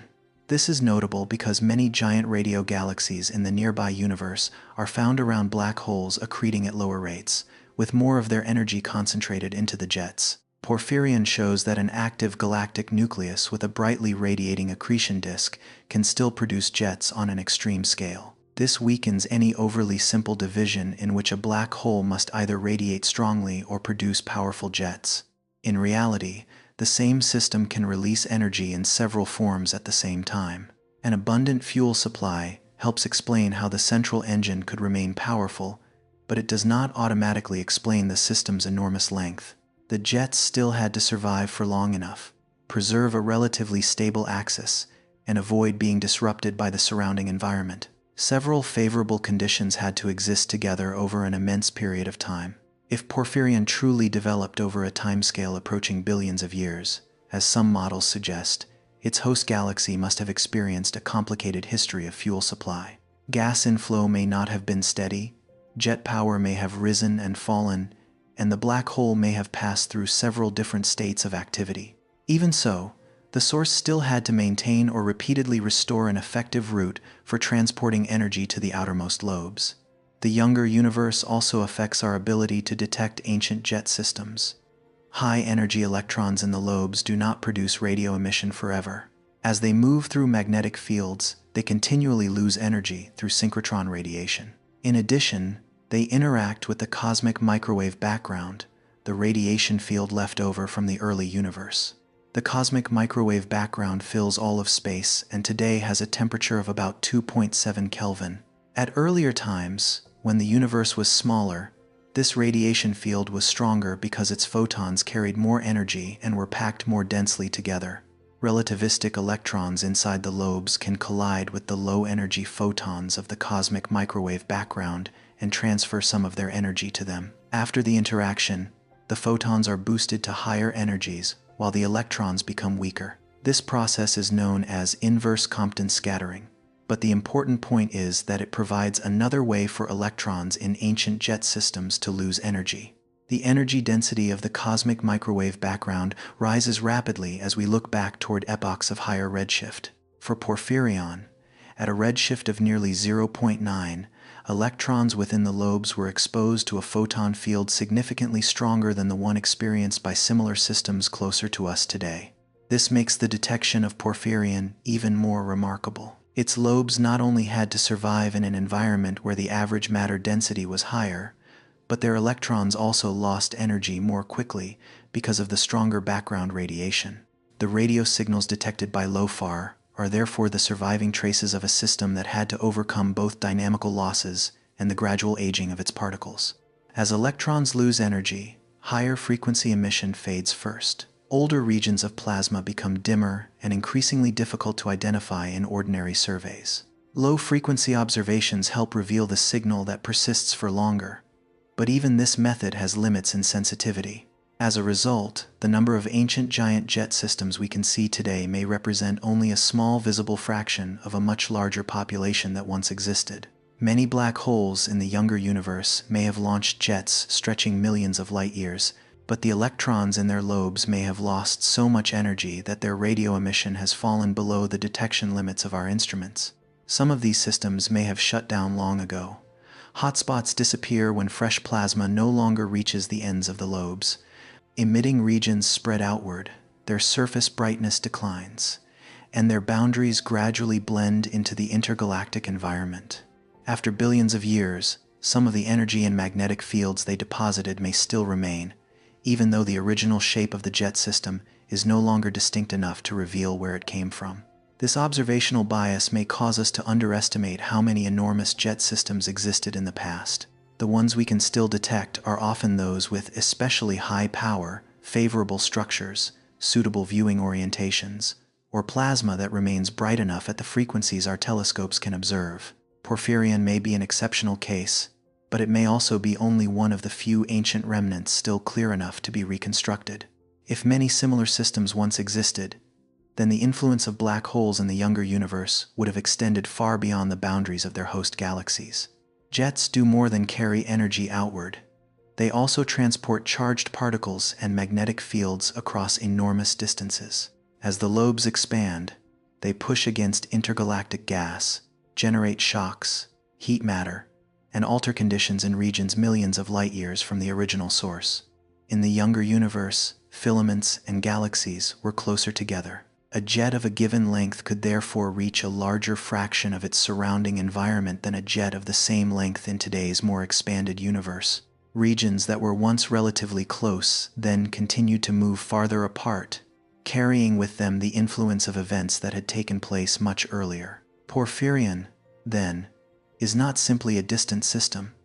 Its distance takes us back to an era when many important processes in the evolution of galaxies were still occurring intensely. Black holes had access to more fuel. Stars were forming more rapidly. Galaxies interacted more frequently, and the cosmic web was more compact. But that same era also made jets more difficult to preserve and more difficult for us to observe. Higher matter density created greater resistance. A stronger background radiation field caused electrons to lose energy more quickly. Galaxies lying closer together created more complicated environments, increasing the possibility of jet deflection and more frequent interactions. Porphyrion emerged amid these opposing trends. Its central engine received enough fuel to launch powerful jets, while the surrounding environment presented greater obstacles than it would today. Even so, the jets found paths that allowed them to travel extraordinary distances, preserve their overall structure, and leave behind signals strong enough to reach Earth after a journey of 7.5 billion years. This is why Porphyrion's place in cosmic time is more than just a number used to position the system on a timeline. It changes the entire meaning of the discovery. A structure nearly 23 million light-years long would already be extraordinary in the universe today. The existence of such a structure, when the universe was younger and denser, forces models to expand the range of what a black hole can produce. From Earth, we receive only an ancient version of the system. Whatever happened afterward remains beyond our view. But the old radiation is enough to show that billions of years ago, a black hole in a distant galaxy could extend its influence far beyond the galaxy itself and into distances normally associated with the large-scale structure of the universe. To understand how far that influence may have reached, we need to move beyond the host galaxy and look at the environment surrounding it. Porphyrion did not grow within an undefined emptiness. Its two jets traveled through regions of gas, filaments of matter, and vast voids that together form the cosmic web. It is within this web that the energy of a single black hole may cease to be the story of just one galaxy. It can become part of the thermal, particle, and magnetic history of the space between many different galaxies. On familiar scales, the sky seems to be made of separate objects. Each star appears as its own point of light. Each galaxy resembles an island suspended in darkness, and galaxy clusters look like groups of objects that simply happen to gather near one another. But when our view expands across hundreds of millions or billions of light years, this distribution begins to reveal a much larger order. Galaxies are not spread evenly through space. Instead, they gather into long filaments, enormous walls of matter, and dense nodes, separated by vast empty regions that occupy most of the universe's volume. This structure is known as the cosmic web. It is not a literal net with clearly defined boundaries, nor is it a motionless framework standing behind the galaxies. The web formed over billions of years under the influence of gravity. Tiny differences in the density of matter in the early universe, gradually became amplified. Regions containing slightly more matter pulled additional material toward themselves, while areas with less matter became increasingly empty. Dark matter plays an especially important role in this process. It does not emit light and therefore cannot be photographed directly with ordinary telescopes, but its gravity helps establish the large-scale framework of the universe. Ordinary gas and galaxies then gather around regions with greater concentrations of dark matter, creating the filaments and nodes we observe. Where several filaments intersect, matter accumulates into groups and clusters of galaxies. A large cluster can contain hundreds or thousands of galaxies, along with an enormous reservoir of hot gas filling the space between them. Long structures connecting these clusters form filaments, while broader and relatively flatter structures are often described as walls of matter. Between these structures lie cosmic voids. They are not completely empty, but they contain far fewer galaxies and much less matter than filaments or clusters. Voids occupy most of the universe's volume, while a large fraction of its matter is concentrated within the smaller regions occupied by filaments and nodes. The Porphyrion study estimates that voids account for roughly 80% of the universe's volume, showing that most of space lies outside the bright, crowded regions that telescopes can detect most easily. If we looked only at maps of galaxies, these voids might seem like empty regions with little of interest. In reality, they still contain extremely diffuse gas, high-energy particles, and very weak magnetic fields. The density can be so low that only a tiny number of particles exist within each cubic meter, but across volumes extending millions of light years, the accumulated matter is still enough to influence the development of large structures. Gas within cosmic filaments is also extremely difficult to observe. Some of it remains relatively cool, while a significant fraction has been heated to hundreds of thousands or even millions of degrees by structure formation, gravitational shocks, and galactic activity. This hot but diffuse material is often called the warm-hot intergalactic medium. It emits very little light, making its temperature and density much harder to measure than the denser gas found inside galaxy clusters. Giant radio galaxies can act as natural probes of this environment. As their plasma lobes expand, their shape and pressure reflect some of the resistance provided by the surrounding gas. Studies of systems other than Porphyrion have used radio lobes to estimate gas temperatures near the edges of galaxy groups reaching roughly 10 million degrees, showing that a radio structure is not only shaped by its environment, but can also become a tool for measuring that environment.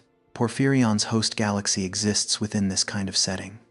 Current data suggests that it most likely belongs to a filament of the cosmic web rather than lying deep inside the center of a massive galaxy cluster.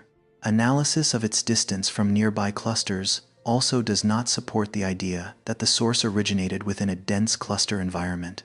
This has important implications for the direction in which the two jets developed. A galaxy inside a filament is surrounded by relatively dense matter along some directions, but along others, the filament borders enormous voids. If the jet axis happened to point outward from the filament, the plasma could leave the denser gas surrounding the galaxy and move into regions of progressively lower density. Models of Porphyrion suggest that jets of this length have a very high probability of encountering void-like conditions during their growth. The research team estimated that probability at around 95%, although this result depends on models of the environmental distribution rather than direct measurements at every point along the jets. Porphyrion's long, relatively narrow shape is also consistent with the possibility that its jets traveled into regions of decreasing density. When the gas ahead becomes thinner, the lobe heads have less material to push aside, while instabilities along the boundaries may develop more slowly. The environment does not create the jet's energy, but it does help determine how that energy is transported and how far the plasma flow can travel. At nearly 7 megaparsecs in length, Porphyrion extends beyond the scale normally used to describe a single galaxy. The system is roughly 2/3 the radius of a typical cosmic void from the same era. A structure created by a single black hole has therefore grown to a size usually associated with components of the cosmic web itself. This does not make Porphyrion a cosmic filament. Filaments are formed by the large-scale distribution of dark matter, gas, and galaxies, while Porphyrion is a directed flow of matter and energy originating from a single galaxy. Yet the two systems reach similar scales of distance.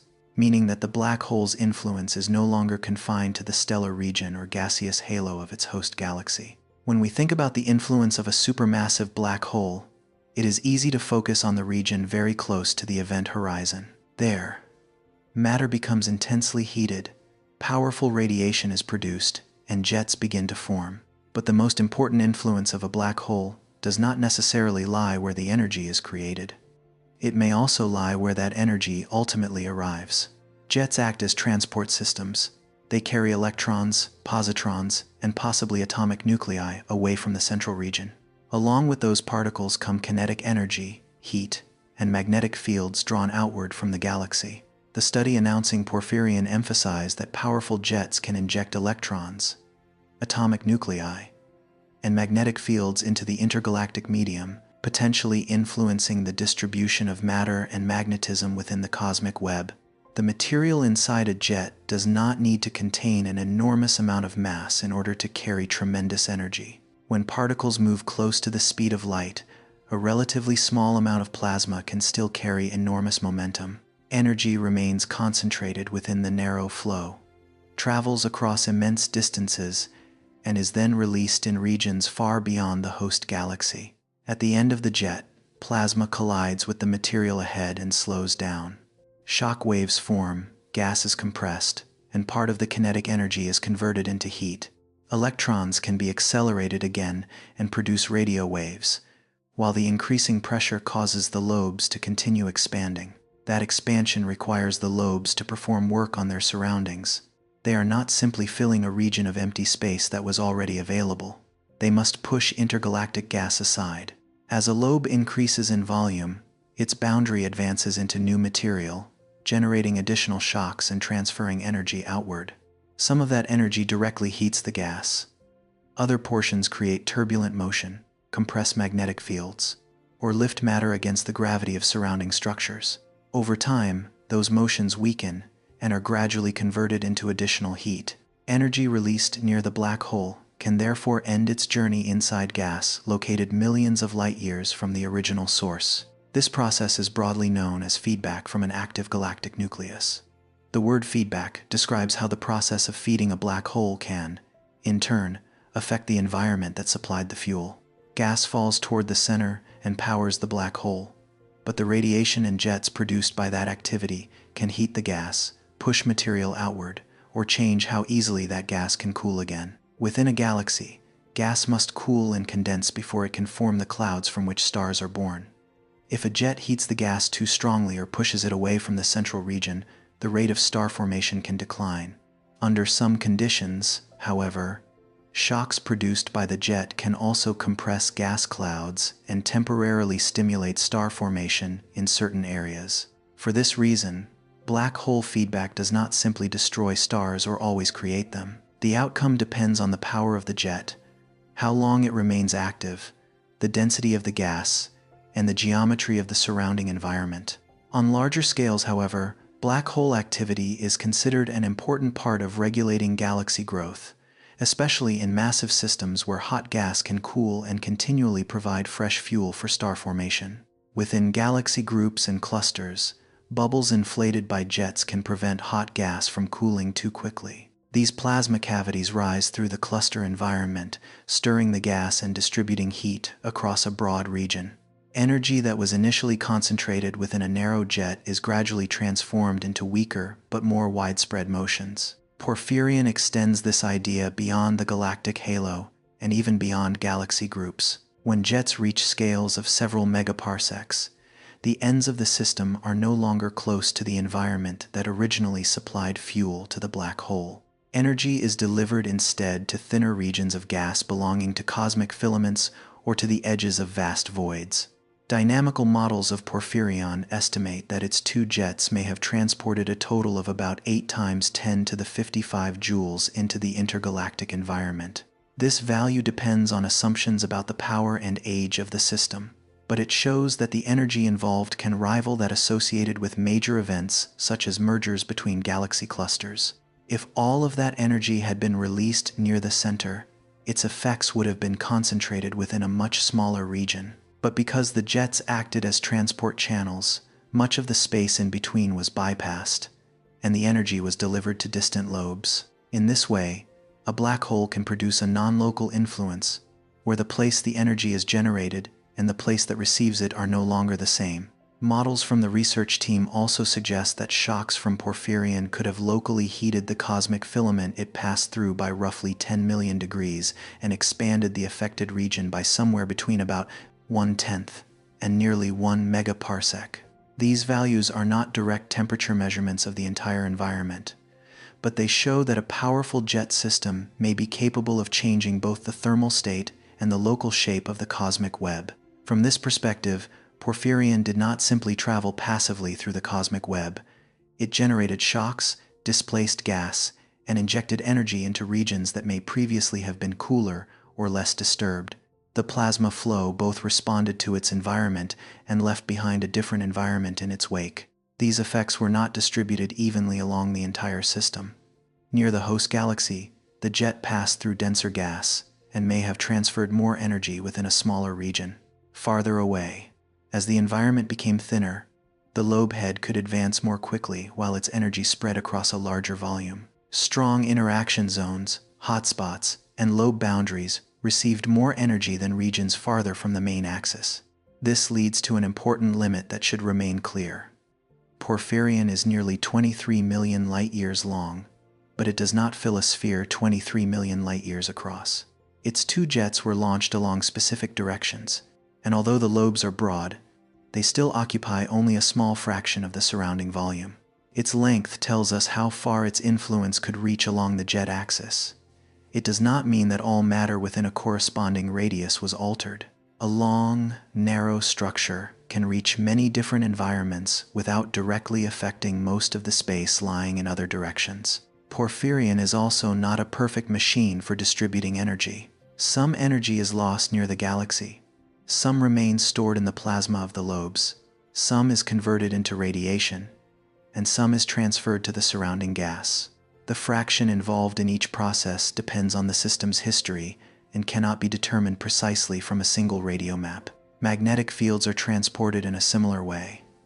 The plasma within a jet is highly conductive, so magnetic field lines tend to move with the fluid.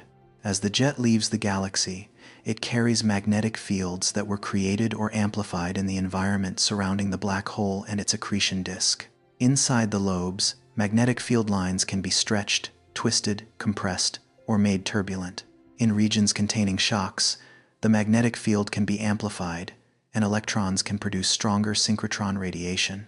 As the lobes expand, the strength of the field may decrease, even while the volume of magnetized space becomes larger. Polarization surveys of giant radio galaxies using LOFAR suggest that their lobes often grow into environments with densities below about 10 to the minus 5 particles per cubic centimeter and surrounding magnetic fields weaker than roughly 0.1 microgauss. These values have not been measured directly across the full extent of porphyrion, but they provide a sense of how diffuse and weakly magnetized the environments penetrated by the largest radio systems can be. 1 microgauss is only 1/millionth of a Gauss, while the average magnetic field near Earth's surface is hundreds of thousands of times stronger. Yet cosmic magnetic fields do not need to be as strong as Earth's field to matter. They operate across enormous volumes and over billions of years, influencing the motion of charged particles, guiding the diffusion of cosmic rays, and affecting the way plasma produces radiation. Inside cosmic voids, magnetic fields may be far weaker still than 0.1 microgauss. For that reason, a jet carrying magnetic fields outward from a galaxy can create a relatively large change, even if the final field strength remains extremely weak by terrestrial standards. Recent simulations of jets reaching scales of several megaparsecs show that powerful, well-collimated flows can transfer a significant fraction of their energy and magnetic flux into low-density environments. In one model published in 2026, the stronger jet deposited about 35% of its energy into the surrounding medium and created microgauss-scale magnetized regions within the structure it formed. This was a simulation in an idealized environment rather than a direct measurement of porphyrion, but it illustrates how a jet system can heat and magnetize regions containing very little matter. Magnetization does not mean that every particle in the region becomes a magnet. It simply means that an environment that previously contained a very weak magnetic field receives additional magnetic flux from the jet, making the field stronger or more complex. As the lobes age, those magnetic fields do not necessarily disappear at the same time as the radio emission. The electrons responsible for radio waves continually lose energy. Eventually, they are no longer energetic enough to produce signals detectable by present-day telescopes. The lobes become faint and may eventually disappear from radio maps, while thermal plasma, lower energy particles, and magnetic fields can continue to survive. The boundaries of the lobes gradually become turbulent, allowing their internal material to mix with the intergalactic gas. During this process, magnetic fields can be stretched into smaller structures, dispersed across larger regions, and weakened. They may no longer preserve the recognizable shape of the original lobes, yet traces of their galactic origin can remain embedded in the surrounding medium. Porphyrion therefore demonstrates the possibility of transport, but not yet the final degree of magnetization. A black hole inside one galaxy can send magnetized plasma across several megaparsecs. What remains uncertain is how efficiently those magnetic fields mix into the environment, how long they survive, and how much volume they ultimately occupy after the radio structure fades. Porphyrion also cannot be used to conclude that all magnetic fields in the universe originated from black holes. The origin of cosmic magnetism remains an open question, and several different mechanisms may contribute. One possibility is that extremely weak seed magnetic fields appeared in the early universe. They may have formed through processes occurring before or after neutral matter emerged, and were later stretched and amplified as galaxies and large-scale structures developed. Another possibility is that much of cosmic magnetism was generated later within astrophysical objects. Plasma motions inside stars and galaxies can amplify pre-existing fields. Stellar explosions, stellar winds, and galactic outflows can carry magnetic fields into the surrounding environment. Black hole jets provide another powerful transport route, one capable of reaching far greater distances than most other forms of outflow. These mechanisms do not necessarily exclude one another. The universe may have begun with extremely weak seed magnetic fields, which galaxies, stars, and black holes then continually reorganized, amplified, and redistributed. In that case, the question is not which source created all cosmic magnetism, but how much each source contributed during different eras and within different environments. Porphyrion does not provide a final answer, but it changes the scale of the problem. Before this discovery, the idea that a single black hole could transport magnetic fields across nearly 7 megaparsecs might have seemed extraordinarily difficult. The observations now show that such a pathway of transport can truly exist. The existence of one system is not enough to determine the magnetic history of the entire universe. The volume directly occupied by Porphyrion is still far smaller than the surrounding cosmic void. Even if plasma escapes from the lobes and spreads outward, filling a void tens of millions of light years across would require time and would depend on magnetic field strength, turbulence, and the motion of the gas. But if Porphyrion is not alone, the implications become very different. Each giant jet system may affect only a small part of the cosmic web, yet thousands or millions of such systems operating throughout cosmic history could create overlapping zones of influence. Regions, magnetized by different generations of jets, may intersect as large-scale structure continues to evolve. This possibility is especially significant in the younger universe. At that time, the overall volume of the universe was smaller, galaxies were closer together, and powerful phases of black hole accretion were more common. A jet of the same physical length could therefore occupy a larger fraction of its surrounding environment than it would today. The Porphyrion study raises the possibility that if a population of early outflows once penetrated cosmic voids, they could have distributed electrons, cosmic rays, and magnetic fields across wide regions, perhaps altering or overlapping magnetic fields of primordial origin. This remains a scientific possibility that must be tested through population surveys and simulations, not a conclusion that jets completely erased every trace of the universe's original magnetic fields. High-energy particles may also continue traveling after escaping from the lobes. Electrons lose energy relatively quickly through synchrotron radiation and interactions with the cosmic microwave background. while protons may survive for much longer. Weak magnetic fields inside voids provide less confinement, allowing these particles to diffuse away from the regions where the jets originally ended. This possibility connects Porphyrion with the question of where cosmic rays come from. Earth is constantly struck by high-energy particles from space, but tracing the most energetic of them back to their sources is extremely difficult because magnetic fields deflect their paths. Black hole jets are among the environments capable of accelerating particles to extremely high energies. Porphyrion does not prove that any cosmic rays detected on Earth originated from this system.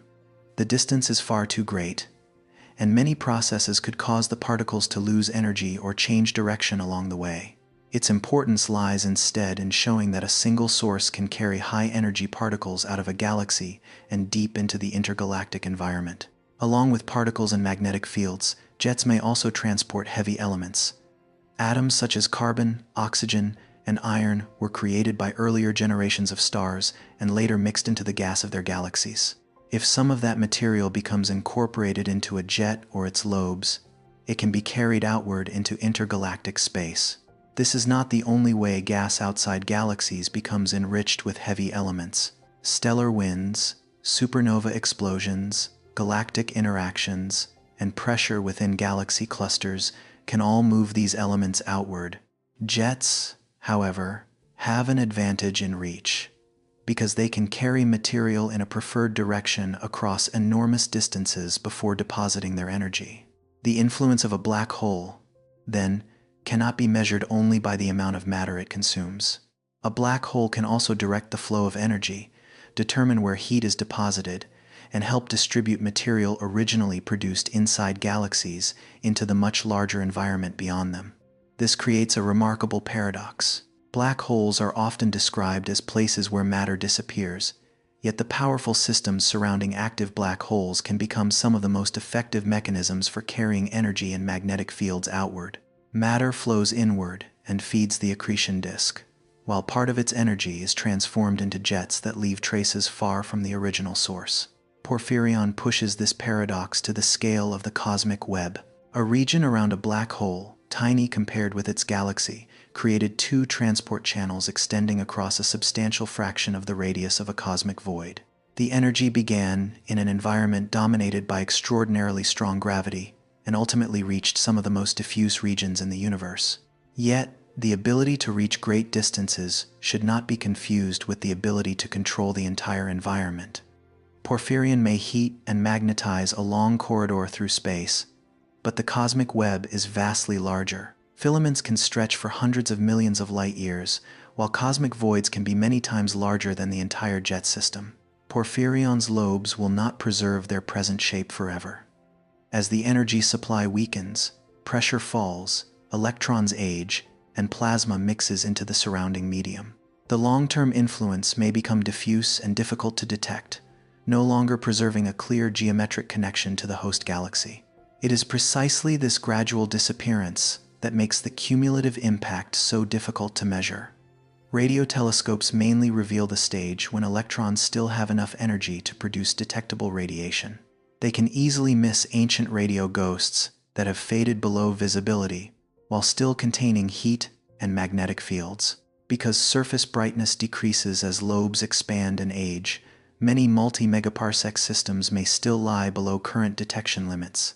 The Porphyrion study suggests that the population we know today may represent only the easiest structures to observe, while many more remain hidden within the noise, including systems of comparable size or perhaps even larger. If that is true, the combined influence of black hole jets on the cosmic web could be greater than current catalogs suggest. But turning that possibility into a conclusion requires scientists to determine how many such systems once existed, how long they remained active, how much volume each lobe occupied, and how efficiently their plasma mixed with the surrounding environment. Computer simulations can attempt to recreate this process, but they must follow many different scales at once. The region where the jet is launched near the black hole is billions of times smaller than the outer extent of Porphyrion, while the system's growth may continue for hundreds of millions or even billions of years. No present-day model can simulate every detail, from the event horizon to the edge of the lobes, within a single calculation. Researchers therefore divide the problem into several layers. Models close to the black hole focus on how jets are formed. Galaxy-scale simulations follow the way plasma carves a path through surrounding gas. Multi-megaparsec models examine the growth of the lobes and their effects on low-density regions. The results from these different scales are then connected to build a broader picture. Observations also require many different kinds of data.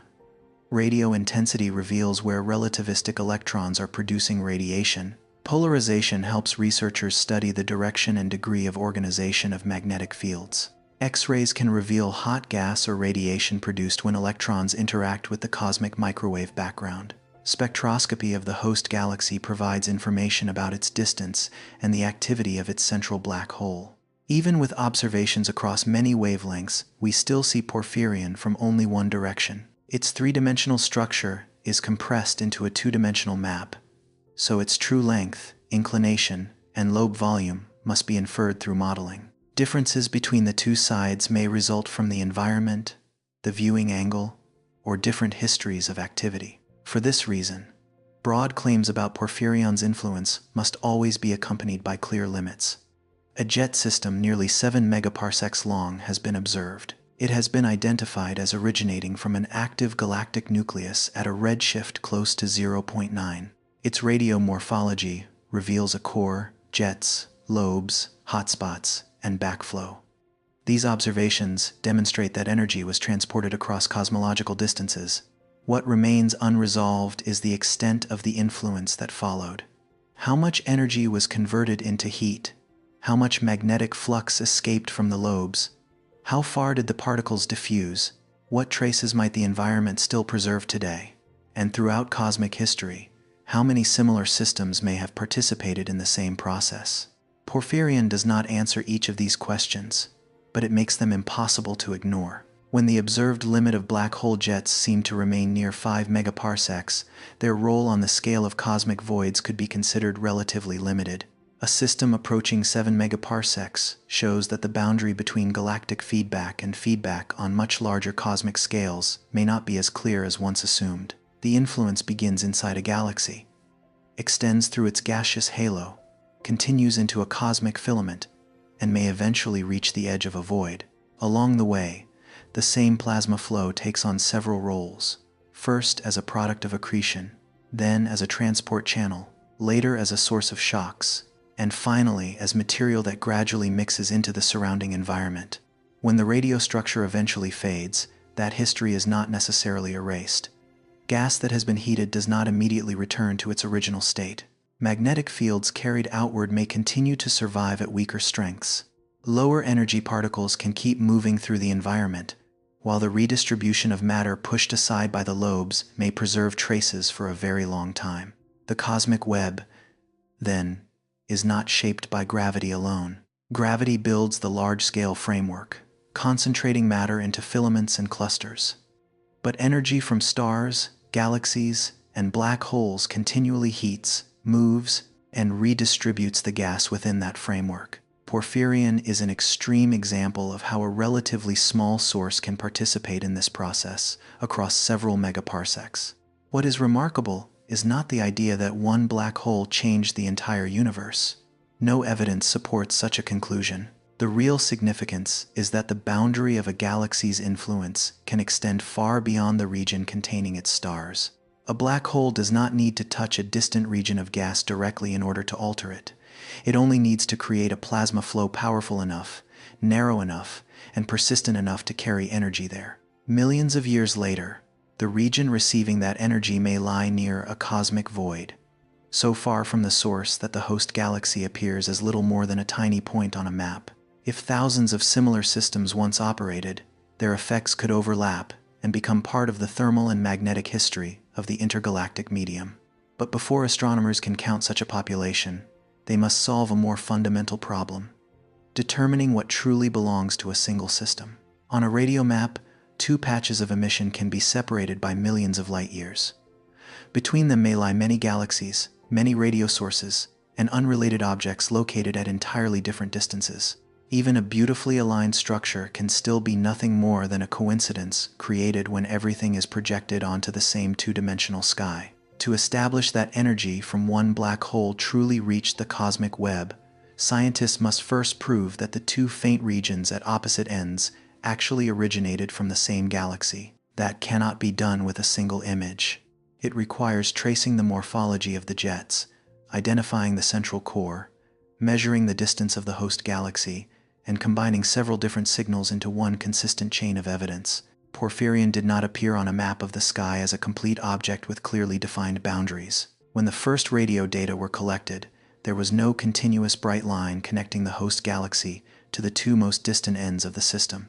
What appeared instead were several faint regions of emission separated by enormous distances, scattered among countless unrelated galaxies and radio sources. To recognize that all of these disconnected pieces might belong to the same system, astronomers had to do much more than simply notice a large shape. For a smaller radio source, identification is usually easier. The central core, jets, and lobes lie close enough together that their connection can often be recognized within the same region of an image. But with Porphyrion, the distance between the two outer ends is so great that its components can be cataloged as separate objects. One lobe may appear on one side of the map, another region of emission on the opposite side, while the galaxy that created them is only a tiny point buried within a crowded field of distant objects. Its enormous size therefore becomes a kind of disguise.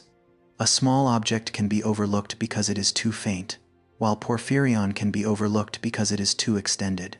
When a structure covers a large area of the sky, cataloging software does not necessarily recognize that widely separated sources share the same origin.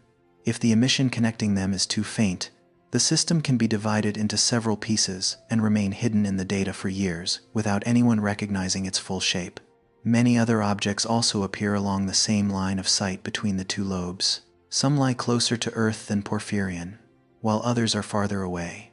But when projected onto a two-dimensional map, they all seem to occupy the same plane.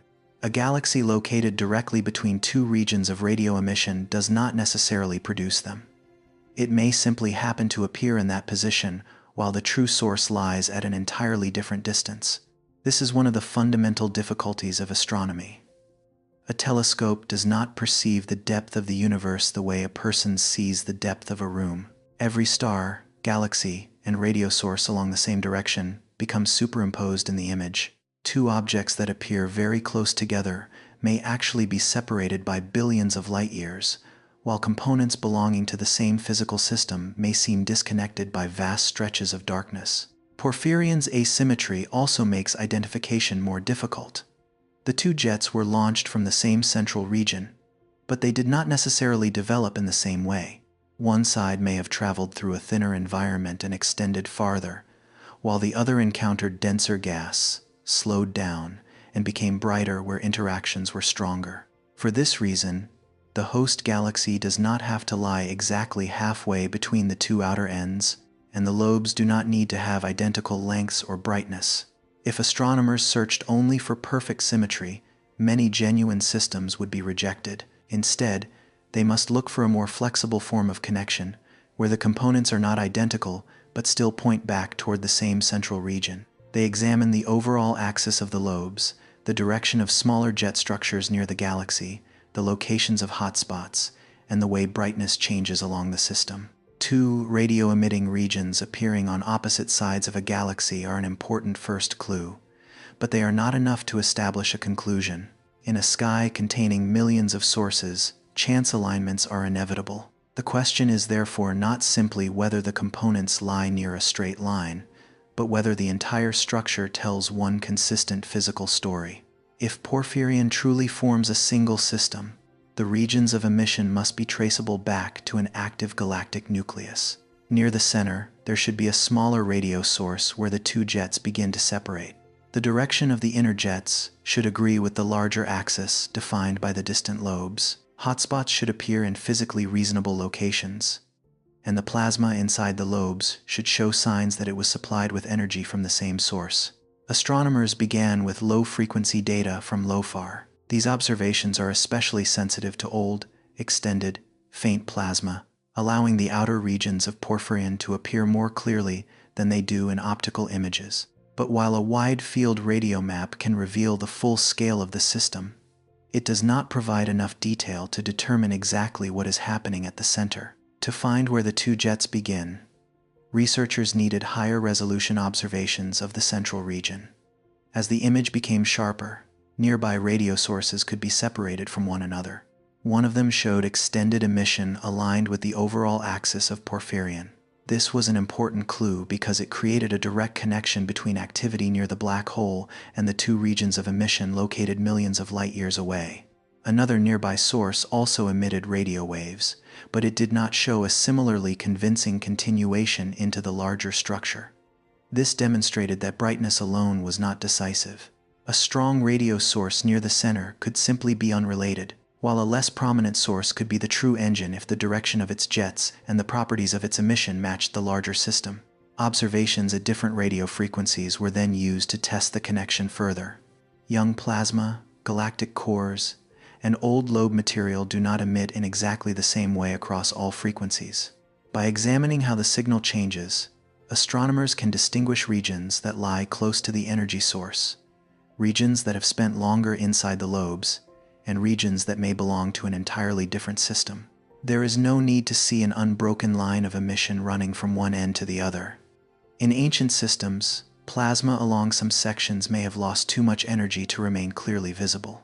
The connection is built instead from the shared direction, spectral properties, hotspot locations, and agreement between different parts of the structure. A dark gap does not necessarily mean the jet was physically severed there. It may simply mean that the electrons in that region have aged and the radio signal has weakened. Once a likely host galaxy was identified, the next challenge was measuring its distance. A structure covering a large region of the sky may truly be enormous, but it may also appear large simply because it is nearby. The size of an image alone is not enough to determine how long Porphyrion actually is in space. The distance was determined through spectroscopy. Light from the galaxy was separated into different wavelengths, revealing characteristic signatures produced by elements in its gas. Because the universe is expanding, these signatures are shifted toward longer wavelengths. The degree of this redshift allows astronomers to determine how long the light has traveled and where the galaxy belongs in cosmic history. The measurements showed that the host galaxy is extremely distant, and that its signal has traveled through space for billions of years. Only when this distance was combined with the structure's apparent size on the sky did researchers realize that its two outermost regions are separated by nearly 23 million light-years. That number did not come from seeing some kind of ruler stretched across space. It emerged from a chain of measurements. Correctly identifying the host galaxy, locating the outermost components, determining the distance to the source, and converting angular size into physical size. If even one link in that chain were wrong, the final result could change significantly.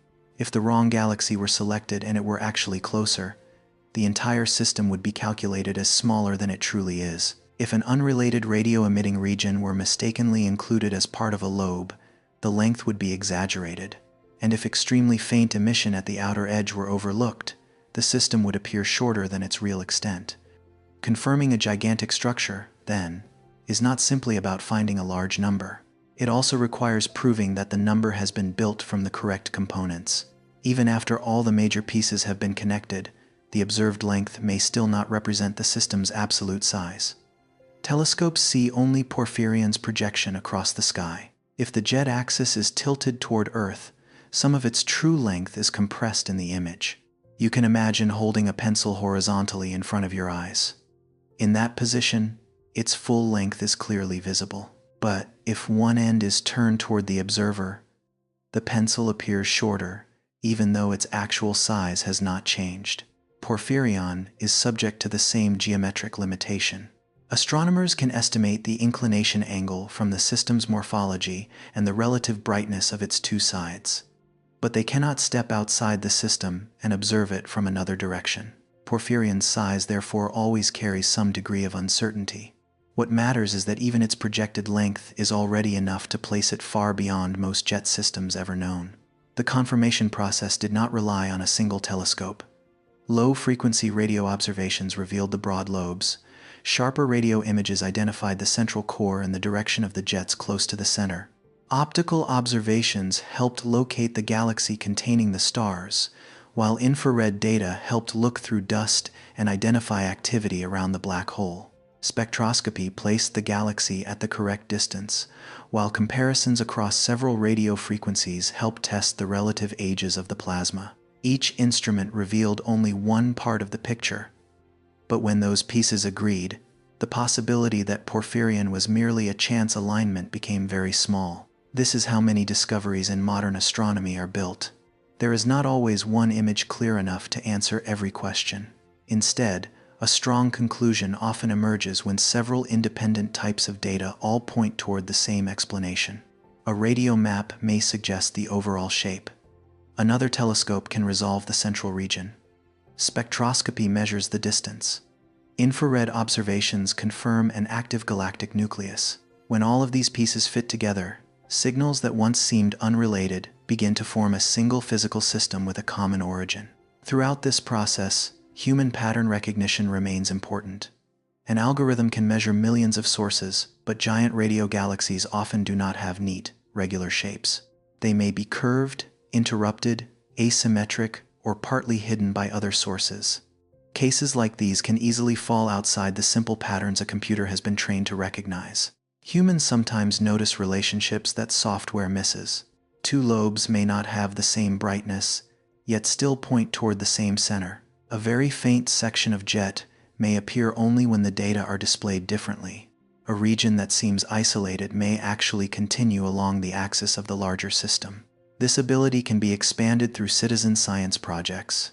Instead of leaving one research team to inspect an overwhelming volume of data, many volunteers can examine radio maps, mark regions that may belong to the same source, and identify galaxies that could lie at the center.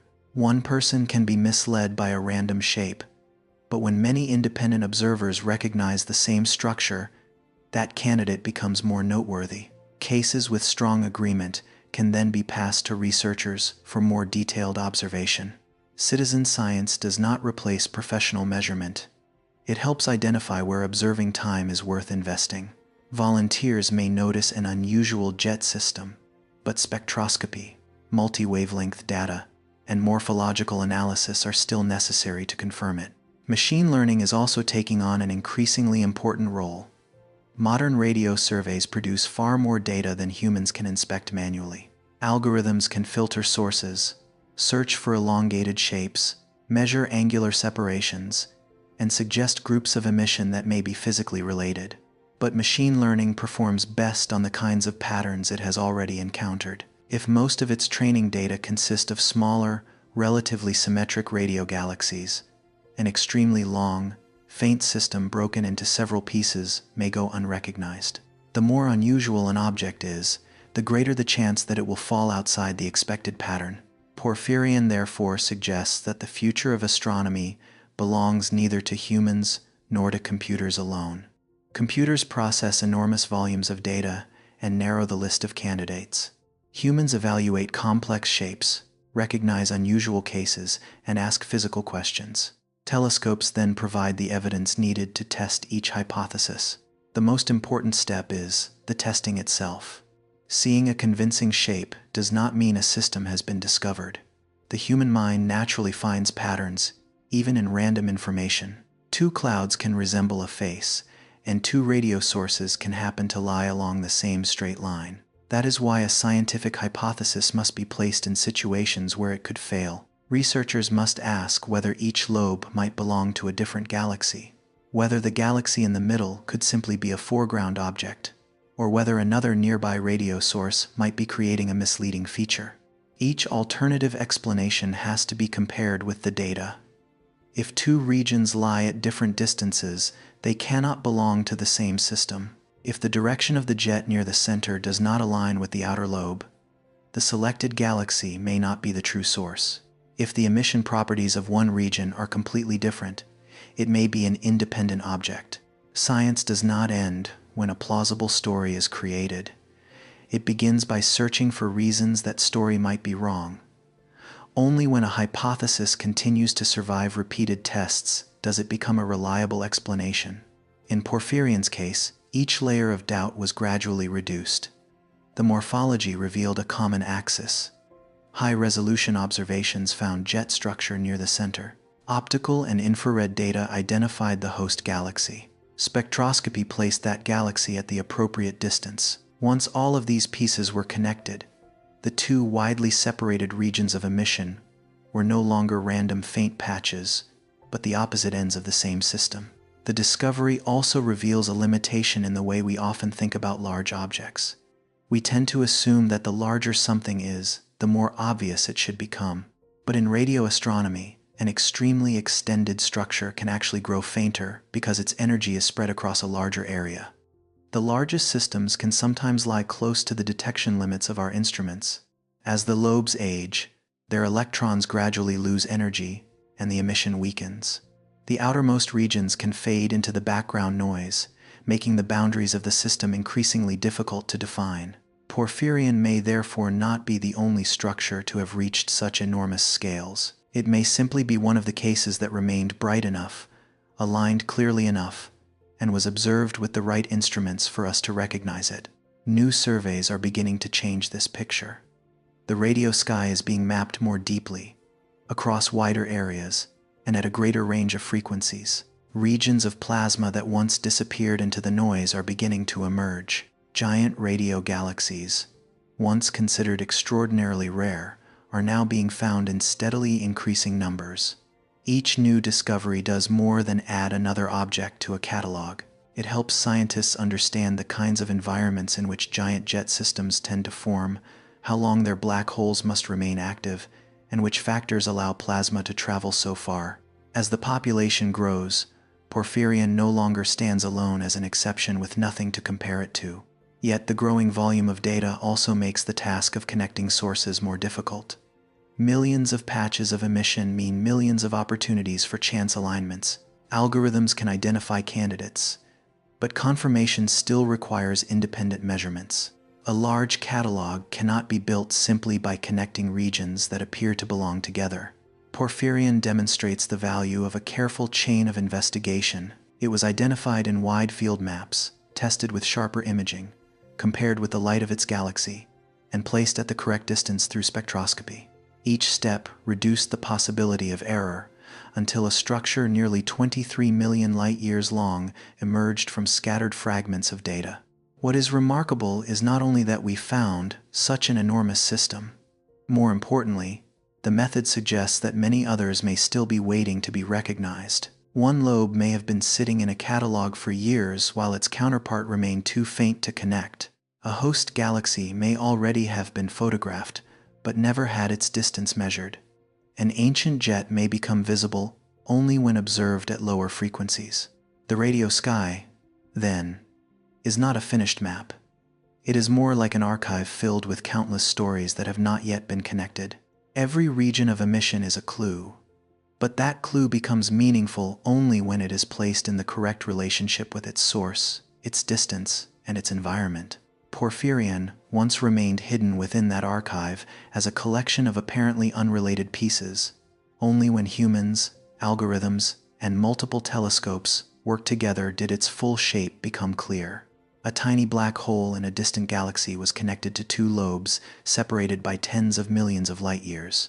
The investigation did more than confirm a record. It opened a larger question about how many similar systems may exist beyond the limits of current observations. As radio maps continue to become deeper and source matching becomes more precise, Porphyrion may no longer be viewed as an isolated case. It may instead become a prominent member of a much larger population, in which every jet system tells a different history of black holes, galaxies, and the intergalactic environment.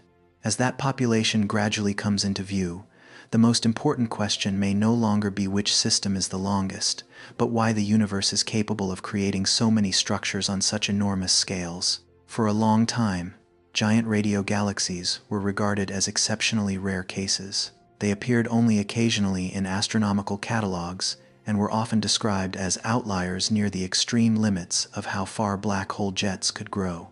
With so few examples known, it was easy to imagine that only an extraordinarily rare combination of conditions could allow plasma to escape a galaxy and continue traveling across millions of light-years. But rarity on a map does not necessarily reflect rarity in nature. Sometimes it simply means that our instruments have not been sensitive enough. The surveyed regions of the sky have not been wide enough, or the methods used to process the data have not been well suited to the kinds of structures being sought. Giant jet systems are often old, extended, and faint. During their early stages, their energy is concentrated within narrow jets and bright hotspots. As the radio lobes continue to expand, the same energy becomes spread across an ever larger volume.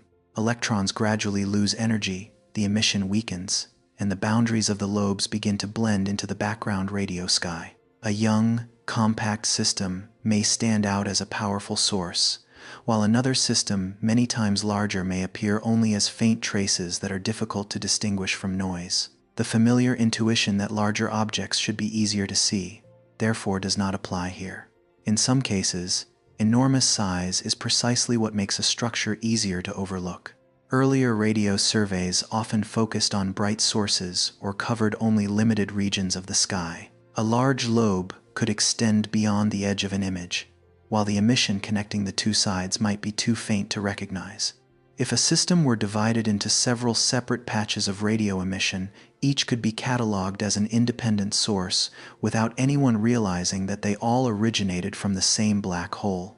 The arrival of deep, wide-area surveys such as LOFAR changed this picture. Observations at low frequencies made older plasma easier to detect, while broad sky coverage allowed widely separated lobes to appear within the same dataset. Structures once treated as unrelated patches of emission began to be connected into unified systems. As a result, the number of identified giant radio galaxies has risen rapidly. The universe did not suddenly create thousands of new systems within a few years of observation. Those systems had already been there. What changed was the limit of human vision. This shift reminds us of an important principle in science. An observational catalog is not a complete copy of nature. It is always shaped by the sensitivity of our instruments, the wavelengths being observed, the regions of sky that have been surveyed, and the methods researchers use to select objects. If a telescope can detect only bright sources, the sky will appear to be dominated by young and intensely active systems. Once instruments become sensitive to weaker signals, older, fainter, and more extended structures begin to emerge. Each new generation of technology does more than add objects to a catalog. It changes the way we understand the population as a whole. Porphyrion was discovered during this very transition. It did not appear as an exception completely disconnected from everything known before it, but as part of a continuing sequence of discoveries pushing the known size limit of black hole jets farther outward. Before Porphyrion, Alcyonius was a major milestone. Announced in 2022, this system possessed a radio structure extending roughly 5 megaparsecs. That scale was already enough to demonstrate that the influence of a black hole could reach far beyond the boundaries of its host galaxy and extend deep into the intergalactic environment across distances that very few confirmed systems had previously achieved. What made Alcyonius interesting was not only its length. Its host galaxy was not obviously extraordinary in every respect.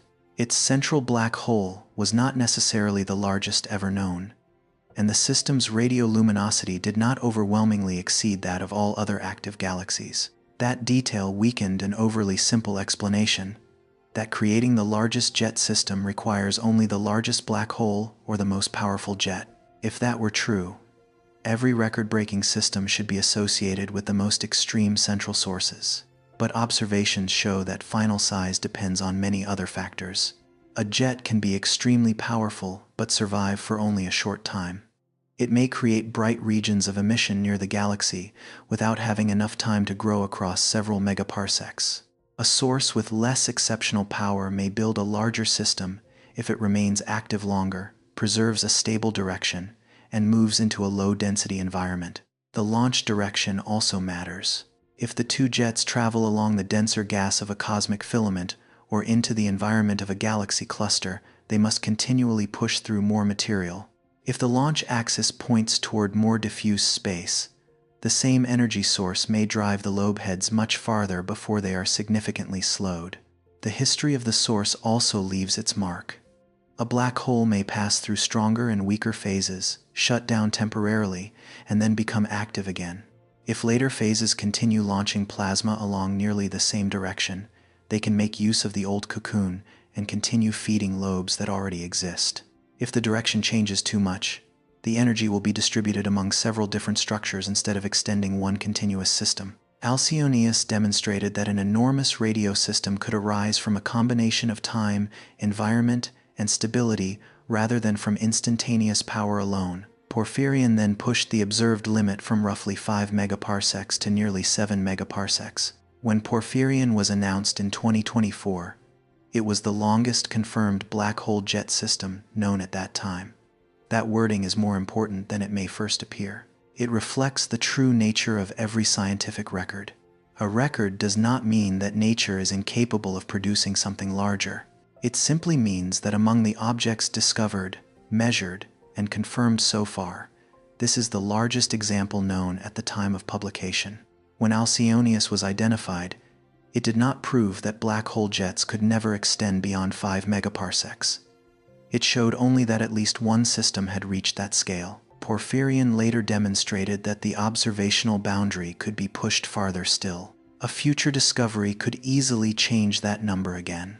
This does not diminish the importance of earlier record holders. Alcyonius remained significant after Porphyrion was discovered because it represents a different environment, a different host galaxy, and a different history of development.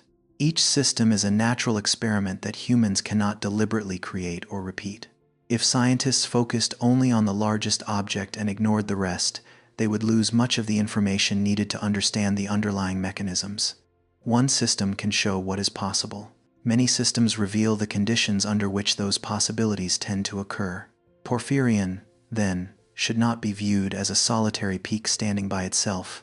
It occupies the extreme end of a broader distribution that includes systems that are smaller, brighter, younger, or developing in different environments. To understand why Porphyrion reached such an extraordinary scale, astronomers must compare it with the entire population. Modern radio surveys are producing catalogs containing millions of regions of emission, but each region does not necessarily correspond to a separate galaxy. A large radio system may be divided into many catalog entries. The core may be recorded as one source, each section of jet as another, hotspots as additional bright sources, while the two faint lobes may be separated from the rest of the structure entirely. Computers first see individual regions of emission before they understand the relationships between them. This creates a problem larger than simply detecting signals. Astronomers must also determine which components belong to the same physical system and which galaxy produced them. In a crowded map, there are countless ways to make the wrong connection. The two lobes of one system may be mistaken for two separate galaxies. A foreground source that happens to lie between them may be incorrectly identified as the host galaxy. An unrelated hotspot close to the apparent axis may cause the system's length to be overestimated. The opposite can also happen. A genuine structure may be missed if one side is too faint. The nearer jet may appear clearly while the opposite side has aged until it disappears into the noise. The host galaxy may already have been imaged, but without an accurate distance measurement, the physical size of the system remains unknown. A system larger than Porphyrion could therefore already exist within current datasets without having been recognized. Astronomers may not need an entirely new telescope to discover it from the beginning. Sometimes a discovery emerges when older data are reprocessed with better methods, or when someone notices a connection that an automated catalog once overlooked. Such a system could also be hidden by geometry. If the jet axis points closer to our line of sight, its length is compressed in the two-dimensional projection. A structure that is truly enormous may look much shorter on a map, just as a pencil appears shorter when one end is pointed toward the observer.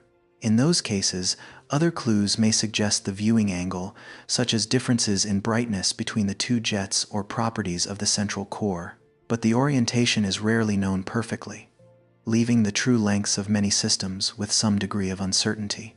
Inactive lobes are even harder to identify. When the black hole stops supplying fresh plasma, the hotspots weaken first, and then emission throughout the lobes gradually fades. The structure may continue to exist as a region of hot, magnetized plasma, but without enough high-energy electrons to appear clearly in radio surveys. Such systems are sometimes described as remnants of earlier activity. They preserve the influence of the black hole after the central engine has become quiet. But reconnecting them to their original host galaxy becomes far more difficult because the inner jets are no longer bright. A black hole can also become active again. Fresh plasma may travel into the old cocoon and create younger jets inside older lobes. A radio map can then contain several nested layers of structure, each belonging to a different phase in the history of the same galaxy. These cases remind us that the population of radio galaxies cannot be described by length alone. Age, current activity, and the history of repeated episodes all need to be considered. Two systems of the same size may be passing through entirely different stages of development. A young system may be expanding rapidly with bright hotspots. An older system may have broad lobes and weak emission. A remnant system may no longer contain obvious jets, while a restarted system may preserve both its ancient structure and a new flow of plasma. If astronomers count only the brightest sources, much of this evolutionary history will be missed. For that reason, asking which system is the longest is only a beginning. A deeper understanding requires examining the distribution of the entire population. How many systems extend beyond the boundaries of their host galaxies? How does their number change as their length increases? Do the longest systems usually exist in lower density environments? Do they remain active longer? Or are they simply more powerful? A single object cannot answer these questions. Porphyrion proves that black hole jets can reach nearly 7 megaparsecs, but it does not tell us how rare that ability really is. Perhaps Porphyrion is the result of an almost unique combination of circumstances. Or perhaps many similar systems exist, with most of them simply too faint to detect. Only with a sufficiently large population can astronomers compare common characteristics. They can test whether the largest systems usually originate in more massive galaxies, what kind of accretion is taking place around their black holes, and whether their surroundings differ from those of smaller systems. These comparisons also help separate factors that often occur together. A massive galaxy usually contains a more massive black hole, but it may also live in a denser environment. Looking at only one system makes it difficult to determine whether jet size is controlled mainly by the black hole or by its surroundings. With a large enough population, those relationships begin to become clearer. Researchers can also compare morphology. Are the longest systems straighter than others? Are their two sides more balanced? Do they usually contain only one pair of lobes? Or do they show evidence of repeated cycles of activity? If straightness is common among the largest systems, that may indicate that stability of the launch axis plays an important role. If giant systems often contain several layers of lobes, repeated episodes of activity may help extend their influence. If they tend to appear near the edges of cosmic filaments, then low-density environments may become a larger part of the explanation. The cosmic era of each system also needs to be compared. Distant jets are observed when the universe was younger, richer in gas, and denser. Nearby systems formed in an environment that had undergone much more expansion, but their galaxies may have had less abundant fuel available. Their distribution across cosmic time can help reveal which eras were most favorable for producing enormous structures. The younger universe contained more strongly active galactic nuclei, but electrons in their lobes also lost energy more quickly. The present-day universe is more diffuse, making it easier for jets to travel farther, but many massive galaxies have already lost much of their cold gas. Each era offers a different combination of advantages and obstacles. Porphyrion shows that an extremely large jet system could exist when the universe was not yet half its present age. Alcyonius is closer and belongs to a later stage of cosmic history. Comparing them allows scientists to test whether very different pathways can lead to similarly enormous results. Perhaps Porphyrion was powered by a strongly active black hole over a very long period, while Alcyonius reached its great size because it developed in an especially favorable environment. Or perhaps both systems share some important factor that has not yet been recognized, such as the ability to maintain a stable launch axis or to form an unusually effective plasma cocoon. There is no reason to assume that every giant system must be created in exactly the same way. In nature, different pathways can lead to similar sizes. A more powerful source with a shorter lifetime may achieve a result comparable to a weaker source that remains active for much longer. a dense environment may be overcome by greater power, while a jet traveling through thinner surroundings may not require such an extreme energy supply. This is why the distribution matters more than the record. The largest object naturally attracts attention, but much of our understanding of the underlying rules comes from the systems that occupy the middle of the population. They show us what is typical, what is unusual, and which factors begin to change as we move toward the extreme end. If Porphyrion were the only example, many different explanations could be proposed, but few would be easy to test. When thousands of systems are placed within the same sample, weaker hypotheses begin to reveal their limitations. A factor believed to be important must either appear consistently among the largest systems or help explain how size changes across the population as a whole. Future surveys will make this possible. Greater sensitivity will reveal older, fainter lobes. Wider coverage will reduce the chance of missing structures far from their host galaxies. Better resolution will separate nearby sources and reveal the direction of jets close to the central region. Optical and infrared data will provide more information about the host galaxies, while spectroscopic measurements will determine their distances with greater precision. As these layers of information become increasingly integrated through automated systems, candidate lists can be built more quickly without overlooking too many unusual cases. Machine learning will play a major role in this process, but it cannot be trained only on clear and symmetrical systems. To find objects larger than Porphyrion, algorithms must learn to recognize structures that are faint, curved, interrupted, or visible clearly on only one side. Citizen science will also remain valuable because humans are often able to recognize morphological relationships that do not fit established patterns. The next record-breaking system could be discovered by an algorithm, a professional astronomer, or a volunteer examining radio maps from home. However it is found, such a candidate will still need to pass through a careful process of confirmation. Both lobes must be connected to the same galaxy, the distance must be measured, and unrelated sources must be ruled out. A new record has meaning only when the evidence is strong enough to show that all of its components belong to the same physical system. Porphyrion would not lose its importance if that happened. Its significance does not come only from sitting at the top of a list. It marks a moment when the observed limit expanded dramatically, and models of jet survival were forced to accept a much greater range. Alcyonius played a similar role before it. Even smaller systems once held records earlier in the history of radio astronomy. Every time a boundary is crossed, the scientific question does not end. It becomes deeper. Why is the new system larger? Is it genuinely different in its physics, or was it simply observed under more favorable conditions? How many similar systems have been missed? And does extreme size reflect a true natural limit, or only the rare tale of a continuous distribution? There may be no sharp boundary where every jet is forced to stop. Instead, the probability of survival may gradually decrease as size increases. The longer a system becomes, the more favorable conditions it requires at the same time. A long-lived engine, a stable axis, a well-collimated plasma flow, and an environment that does not create too much resistance. When one of those conditions fails, the jet ends sooner. When several favorable conditions occur together, the system can move farther into the rarest part of the distribution. Porphyrion may occupy this extreme region without having to violate any absolute limit.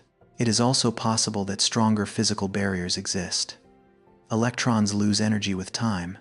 The central engine cannot remain active forever, and instabilities have more opportunities to grow as the jet becomes longer. Even a very diffuse environment is never completely empty, so the advancing lobe must always spend energy to continue pushing forward.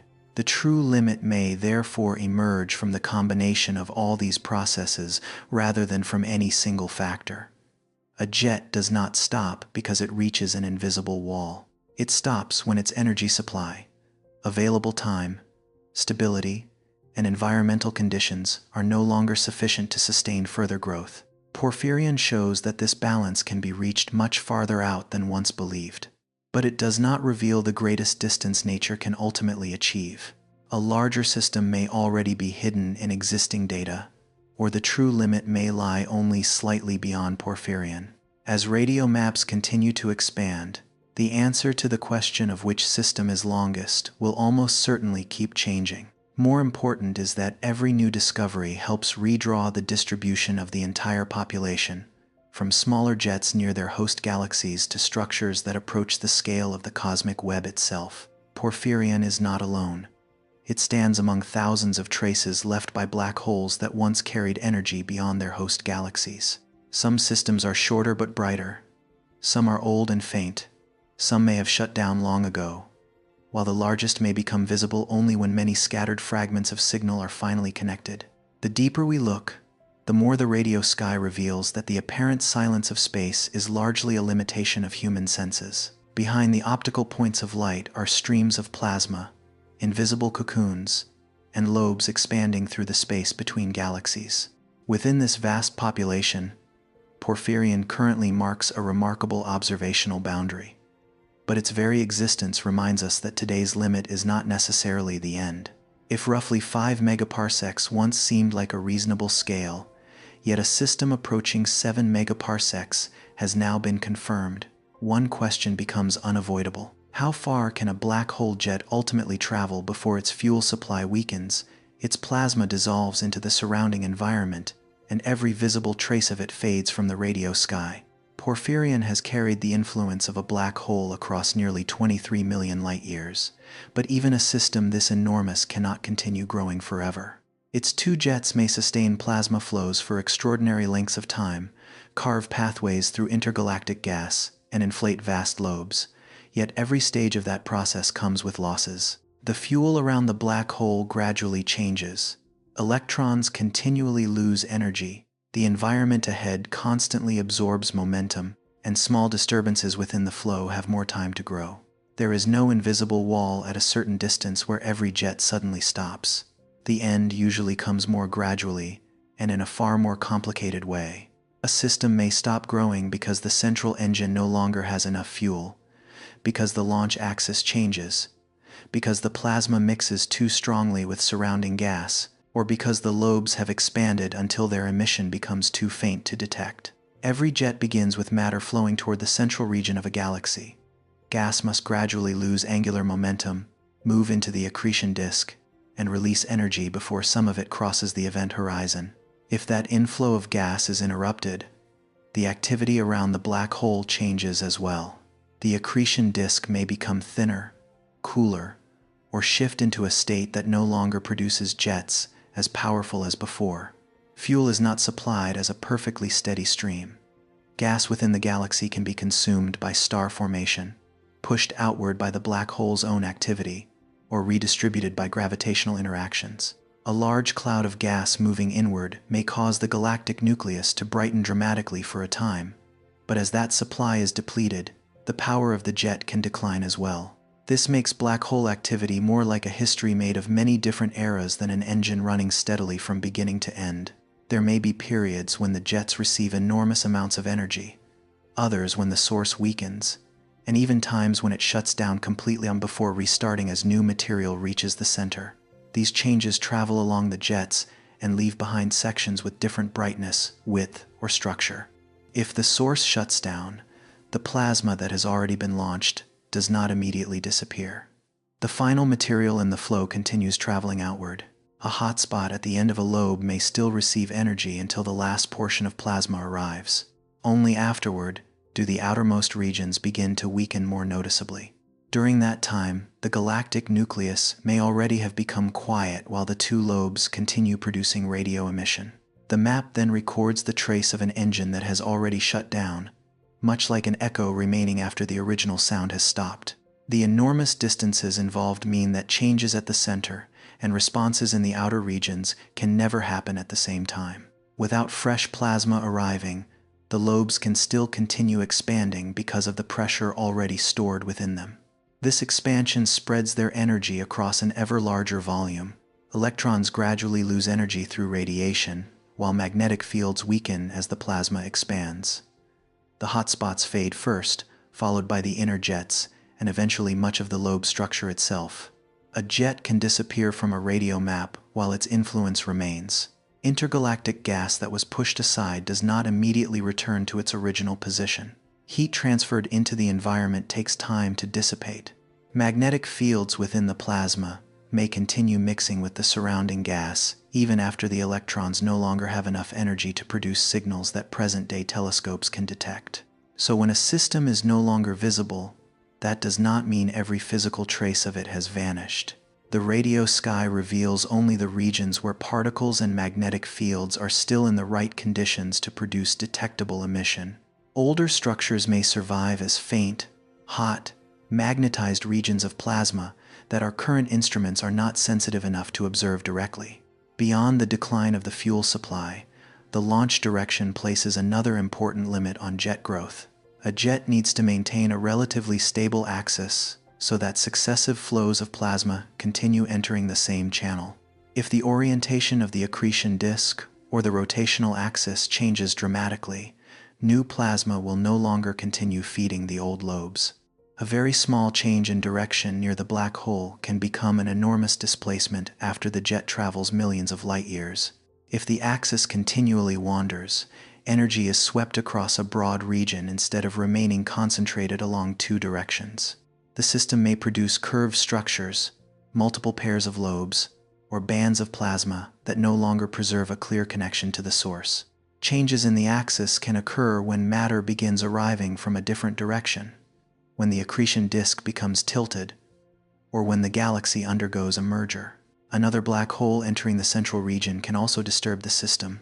In cases like these, the black hole may remain highly active, but its energy is no longer being used to extend the original structure. Porphyrion has preserved a recognizable overall axis across nearly 7 megaparsecs. This suggests that its launch direction did not change too chaotically during most of its development.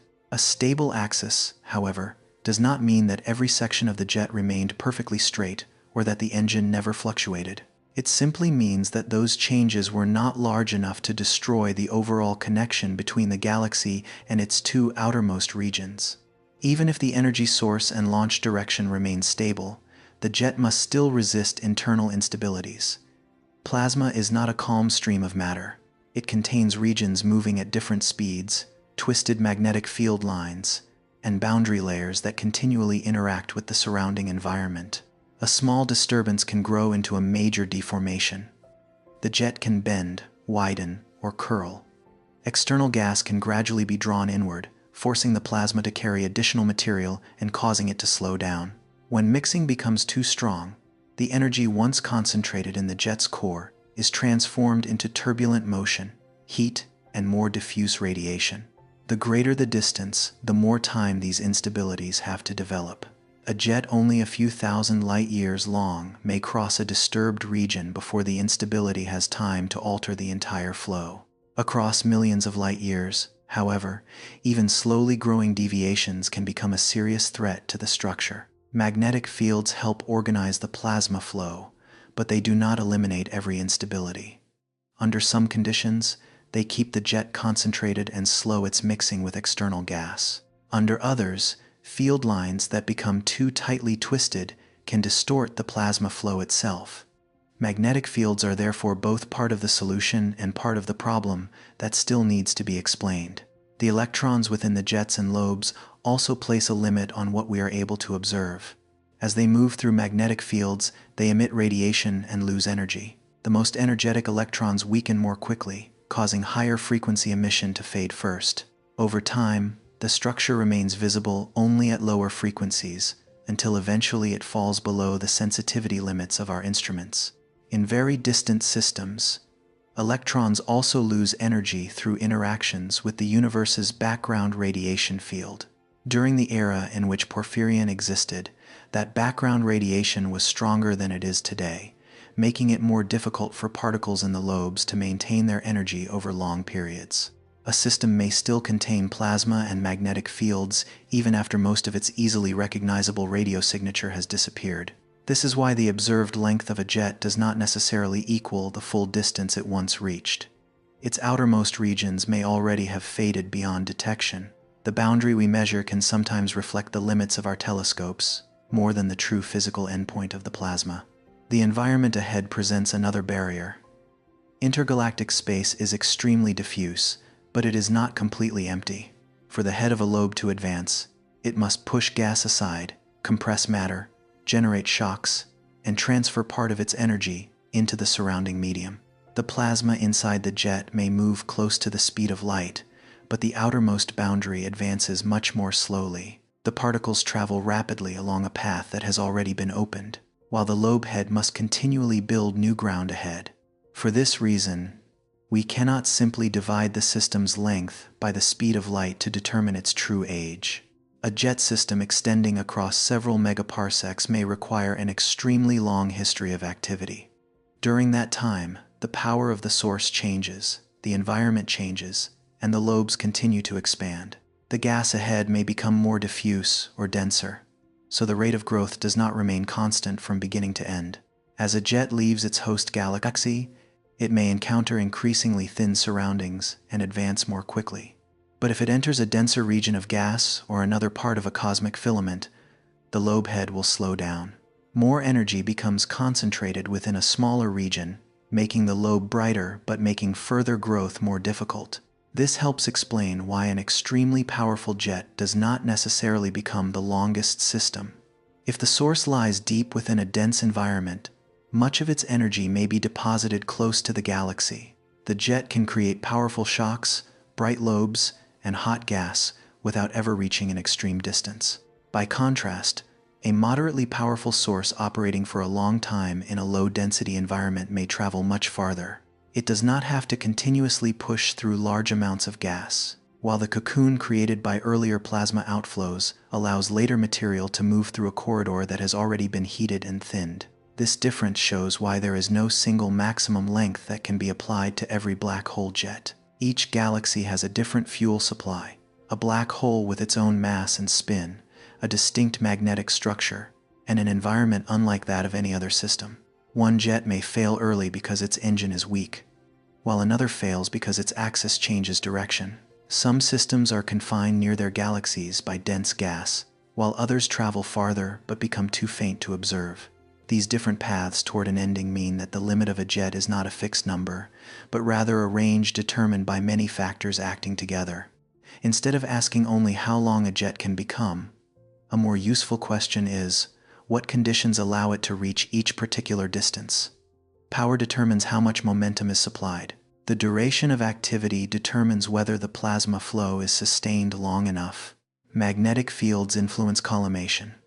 The environment determines the resistance, while the stability of the axis decides whether energy continues feeding the same system or becomes scattered in different directions. Only when several factors remain favorable at the same time can a jet reach the rarest part of the population. It must be powerful enough to carve a path, narrow enough to avoid dispersing too early, persistent enough to operate for a very long time, and stable enough for successive plasma flows to keep reaching the same distant regions.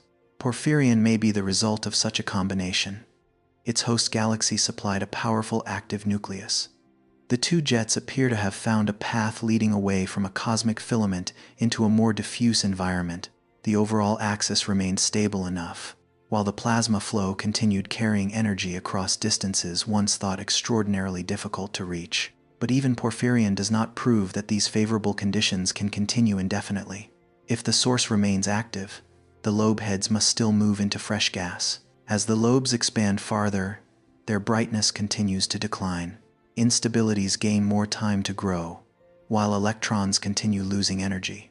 There may be a practical limit where the probability of maintaining every favorable condition becomes extremely small. That limit does not necessarily have to be an absolute physical boundary.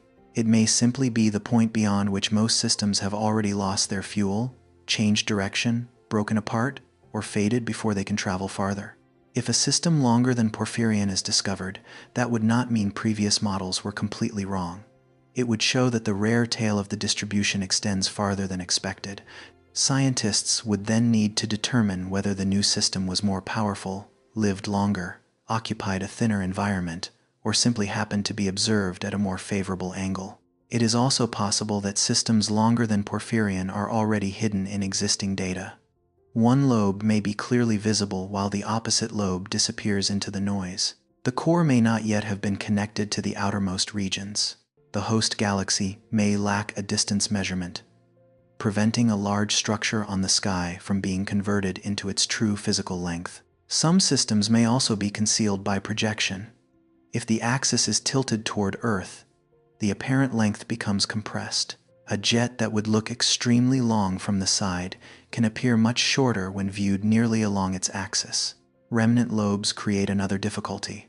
Once the central engine has shut down, the core and inner jets fade, causing the connection with the host galaxy to nearly disappear. Two ancient plasma regions may remain visible on the sky, without any sufficiently clear bridge between them to reveal that they once formed a single system. Finding the true limit will therefore depend on the next generation of telescopes. New instruments will need not only to look farther, but also to remain sensitive to structures that are broad, faint, and old. A system larger than Porphyrion may not be brighter. It may appear only as an extremely weak layer of emission spread across a large region of the sky. LOFAR will continue to play an important role because of its ability to observe at low frequencies. Plasma regions that have lost most of their highest energy electrons can still leave detectable signals in this range. LOFAR's wide maps help reveal lobes separated by enormous distances while adding new members to the growing population of giant radio galaxies. Meerkat in South Africa and ASCAP in Australia extend these capabilities with different strengths in sensitivity, sky coverage, and imaging. They can help investigate candidates in regions of the sky that LOFAR does not fully cover, while also revealing finer structures within jets and lobes. When data from several instruments are combined, a faint region of emission can be tested across multiple frequencies. If it appears consistently and shows properties expected from aged plasma, the likelihood that it is a real lobe increases. If it appears in only one map, it may instead be noise or an artifact introduced during data processing. The square kilometer array will push these possibilities even further.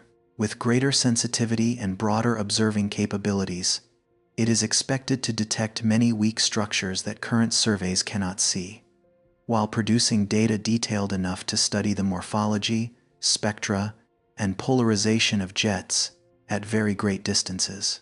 The value of new instruments lies not only in finding a longer record holder. A more complete observational sample will allow astronomers to determine how rare the largest systems truly are.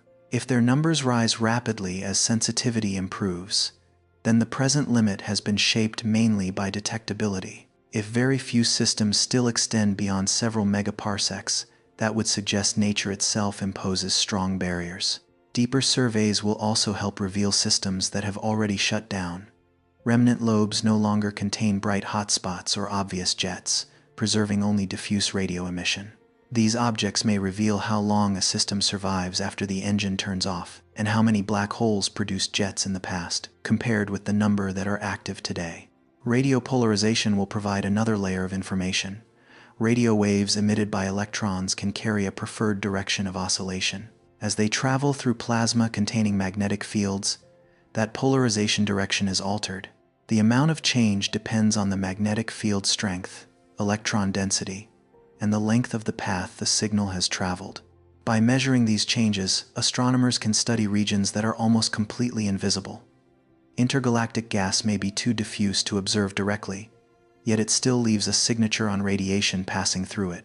The jets and lobes of radio galaxies therefore serve both as objects of study and as background sources that help probe the environment in front of them. These measurements can reveal how magnetic fields are arranged within the lobes, where plasma has mixed with external gas, and how far traces of magnetization extend beyond the clearly visible radio boundaries.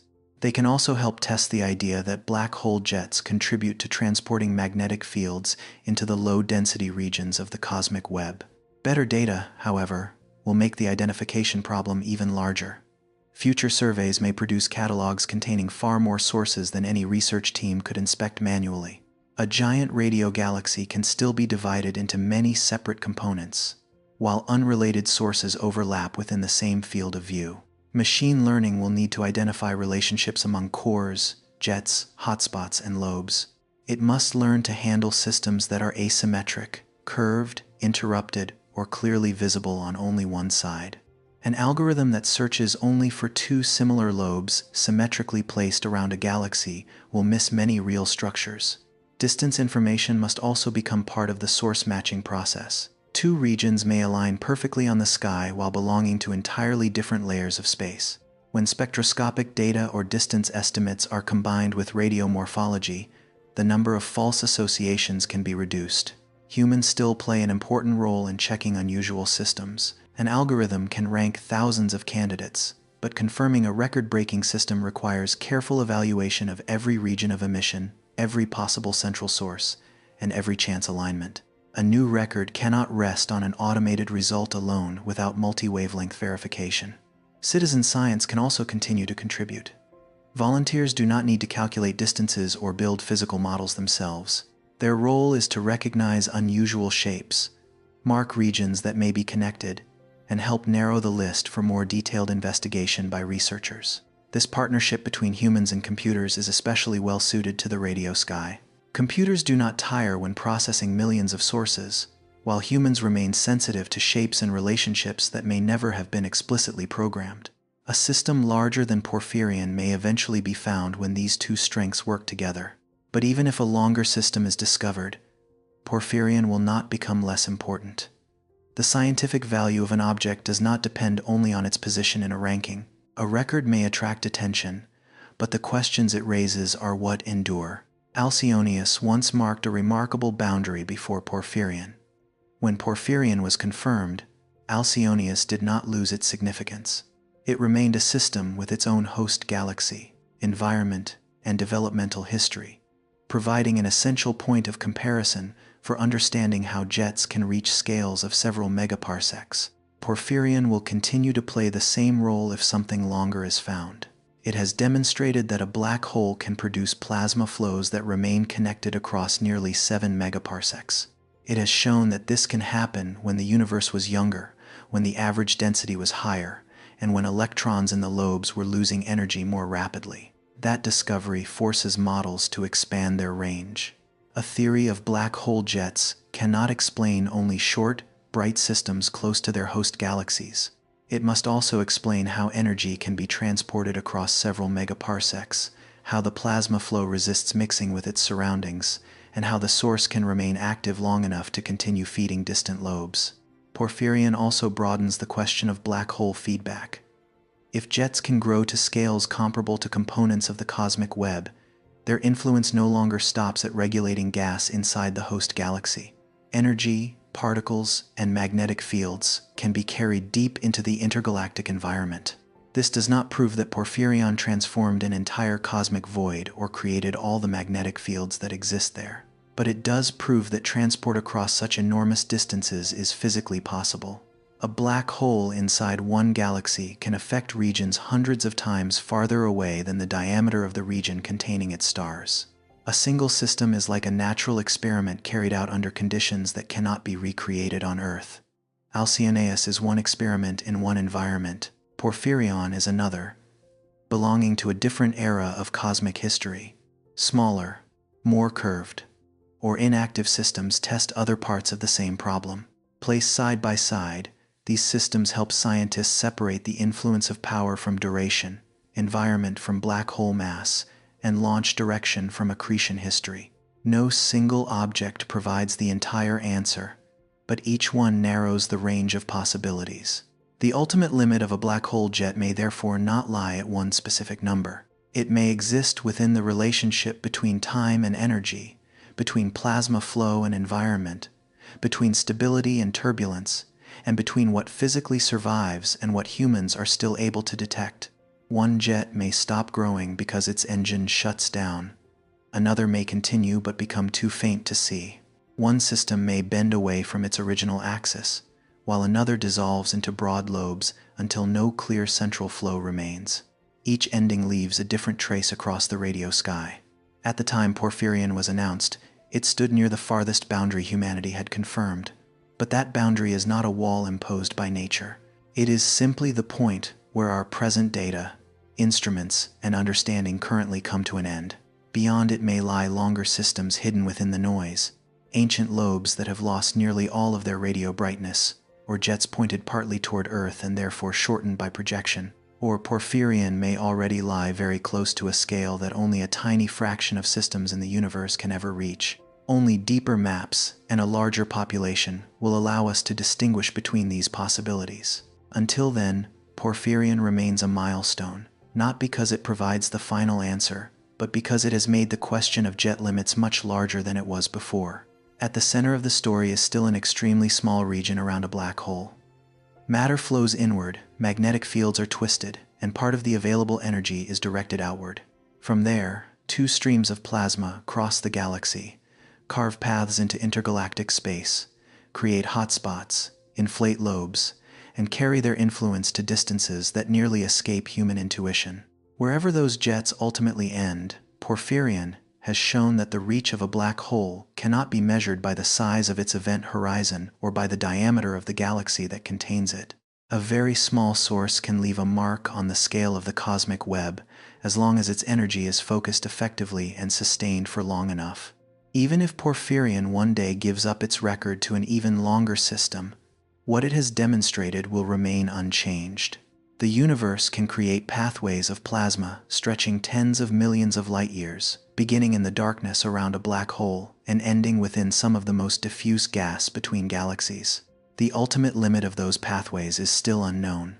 But thanks to Porphyrion, we now understand that it lies far beyond where we once thought it did. After a journey across distances that stretch beyond intuition, our view slowly begins to narrow again. From the cosmic web, from its filaments of matter, and the two vast radio lobes extending between galaxies, we return to Earth, to a quiet room resting beneath the night sky. The stillness around us does not mean the universe has stopped moving. This planet continues to rotate beneath our feet, even though no one can feel its speed. The moon continues along its orbit, while the entire solar system moves around the center of the Milky Way. Farther still, our galaxy travels within a larger group of galaxies, and on cosmic scales, distances continue to change as space itself expands. Amid all of this motion, ancient signals are still crossing the sky. They make no sound, nor do they appear as bands of light that human eyes can recognize. They are simply faint electromagnetic waves that traveled through billions of years of space before reaching antennas on a small planet. Their origin lies in a very distant era. At the center of Porphyrion's host galaxy, gas and dust once moved gradually toward a supermassive black hole. Instead of immediately disappearing into darkness, that material spiraled around, heated up, and released energy in an environment dominated by extreme gravity and powerful magnetic fields. It was there, in a region that cannot be observed directly, that two streams of plasma began to form. From a region vastly smaller than the host galaxy, energy was directed outward in two opposite directions. The plasma flowed through the gas surrounding the galactic center, passed beyond the region containing most of the stars, and continued into intergalactic space. Every stage of that growth changed the system. The jets transferred momentum to the gas ahead, shocks accelerated particles, and plasma accumulated in distant regions, expanding into enormous radio lobes. Porphyrion did not grow like a solid object being slowly stretched through space. It was built through continuous transport, from countless layers of plasma that left the center at different times. The regions near the galaxy, the more distant sections of the jets, and the outer lobes do not all belong to one absolute moment. Each region preserves a different part of the source's history. When we observe the entire structure, we are looking at many layers of time combined into a single map. Signals from nearer regions complete their journeys sooner, while radiation from farther sections must travel additional distances. What appears to be a still image is actually a record assembled from different moments in the life of the same system. And what we see in the data is not Porphyrion as it exists today. During the billions of years that its radio waves have traveled toward Earth, the host galaxy has certainly continued to change. The gas supply around the black hole may have declined, the launch axis may have shifted, and the lobes may have mixed more deeply into the surrounding environment. What we observe is an ancient chapter carried to us by radiation, not a direct window into the distant present. Even so, distance does not prevent us from understanding the story. No spacecraft has to travel the entire length of the jet system, and no instrument needs to be placed beside its hotspots to confirm that the structure exists. The universe has sent the evidence to us on its own. Radio waves reveal the plasma. Optical light identifies the galaxy containing the stars. Infrared observations reveal activity hidden around the central region, while spectroscopy places the galaxy within the correct era of cosmic history. When these layers of observation are connected, regions of emission that once seemed unrelated gradually reveal a common origin. The discovery did not begin with one perfect image. It began with faint patches of signal separated by distances so great that they were not easily recognized as parts of a single object. Between them lay countless unrelated galaxies, other radio sources, and dark gaps where the plasma had weakened until it almost disappeared from the data. From that crowded sky, a common axis gradually emerged. Sharper observations revealed the central region. The distance to the galaxy was measured, confusing sources were ruled out, and the true scale of the system was reconstructed step by step. Porphyrion was not the result of one sudden moment of discovery, but of patiently connecting very weak traces into a story that could be tested. That is also how science often reaches things humans can never experience directly. Instead of standing beside an object, we study the effects it leaves behind. Instead of watching an entire process unfold, we search for relationships among different pieces of evidence. Each signal carries only part of the information, but when many signals agree, they can reveal a structure far larger than any one piece alone. Porphyrion is remarkable not only because of the length of its two jets. What truly pushes the system beyond familiar scales is the difference between where the process begins and how far its influence extends. The jet-forming region around the black hole is so small that if the entire system were scaled down to fit inside a room, that region could not be shown clearly at all. The host galaxy would shrink to a tiny mark near the center, while the space around the event horizon would nearly disappear, and yet it was that tiny region that began a structure extending hundreds of times farther than the diameter of the stellar part of the galaxy. The size of the source gave no hint of the scale of the outcome. What mattered was how much energy was released, how effectively it was focused, and how long the system was able to keep transporting it. A dark region does not have to physically expand in order to affect distant places. Its influence can be carried outward by plasma. That flow transports energy beyond the galaxy, transfers part of it to intergalactic gas, and carries magnetic fields into regions that are otherwise extremely difficult to observe. What began near the black hole eventually became part of the much larger environment surrounding cosmic filaments and voids. This does not mean that Porphyrion controlled all of the space around it. Its two jets extended along specific directions, and even its broad lobes occupied only a small fraction of the volume of the cosmic web. One system alone cannot prove that black holes created every magnetic field or determined every thermal condition in intergalactic space. Porphyrion's importance lies in what observation has actually demonstrated. An active galactic nucleus can carry energy, particles, and magnetic fields across several megaparsecs. The influence of a galaxy, therefore, does not necessarily end at the edge of its stellar disk, nor does it stop at the gaseous halo surrounding it. If many similar systems existed throughout cosmic history, their combined effects may have contributed to heating and magnetizing large regions of space. This remains a question that requires more evidence, because many ancient lobes may have faded before humans developed the ability to detect them.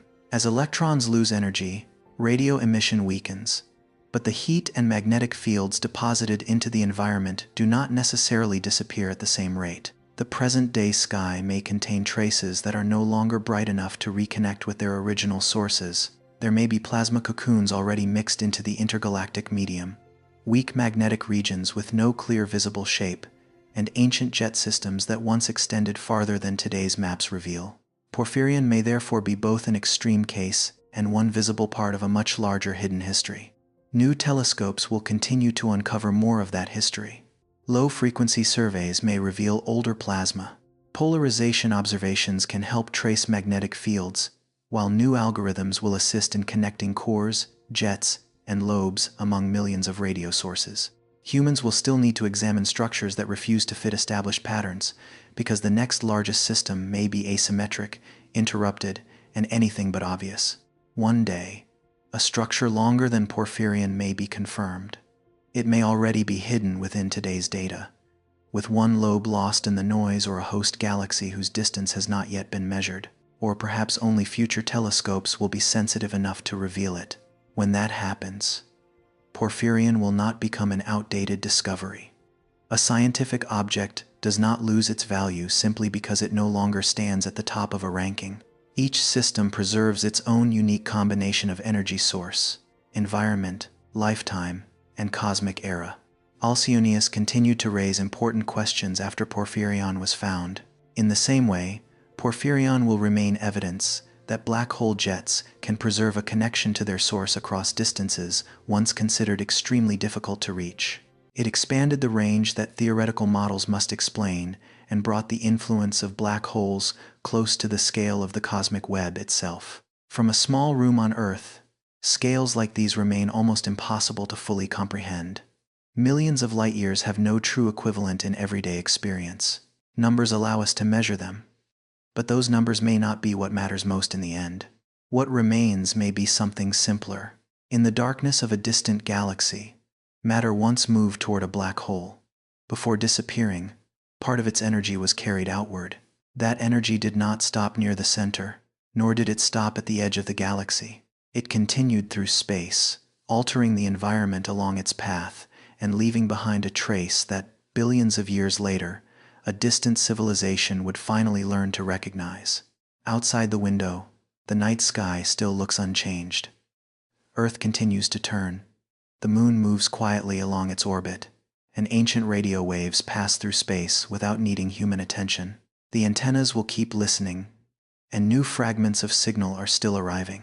Tonight, there is no need to remember catalog names, unfamiliar units, or every step of measurement that went into building the map. It is enough to hold on to the sense that scale is not always found where it is easiest to see. Sometimes, the largest traces in the universe begin in a region of darkness so small that it nearly disappears.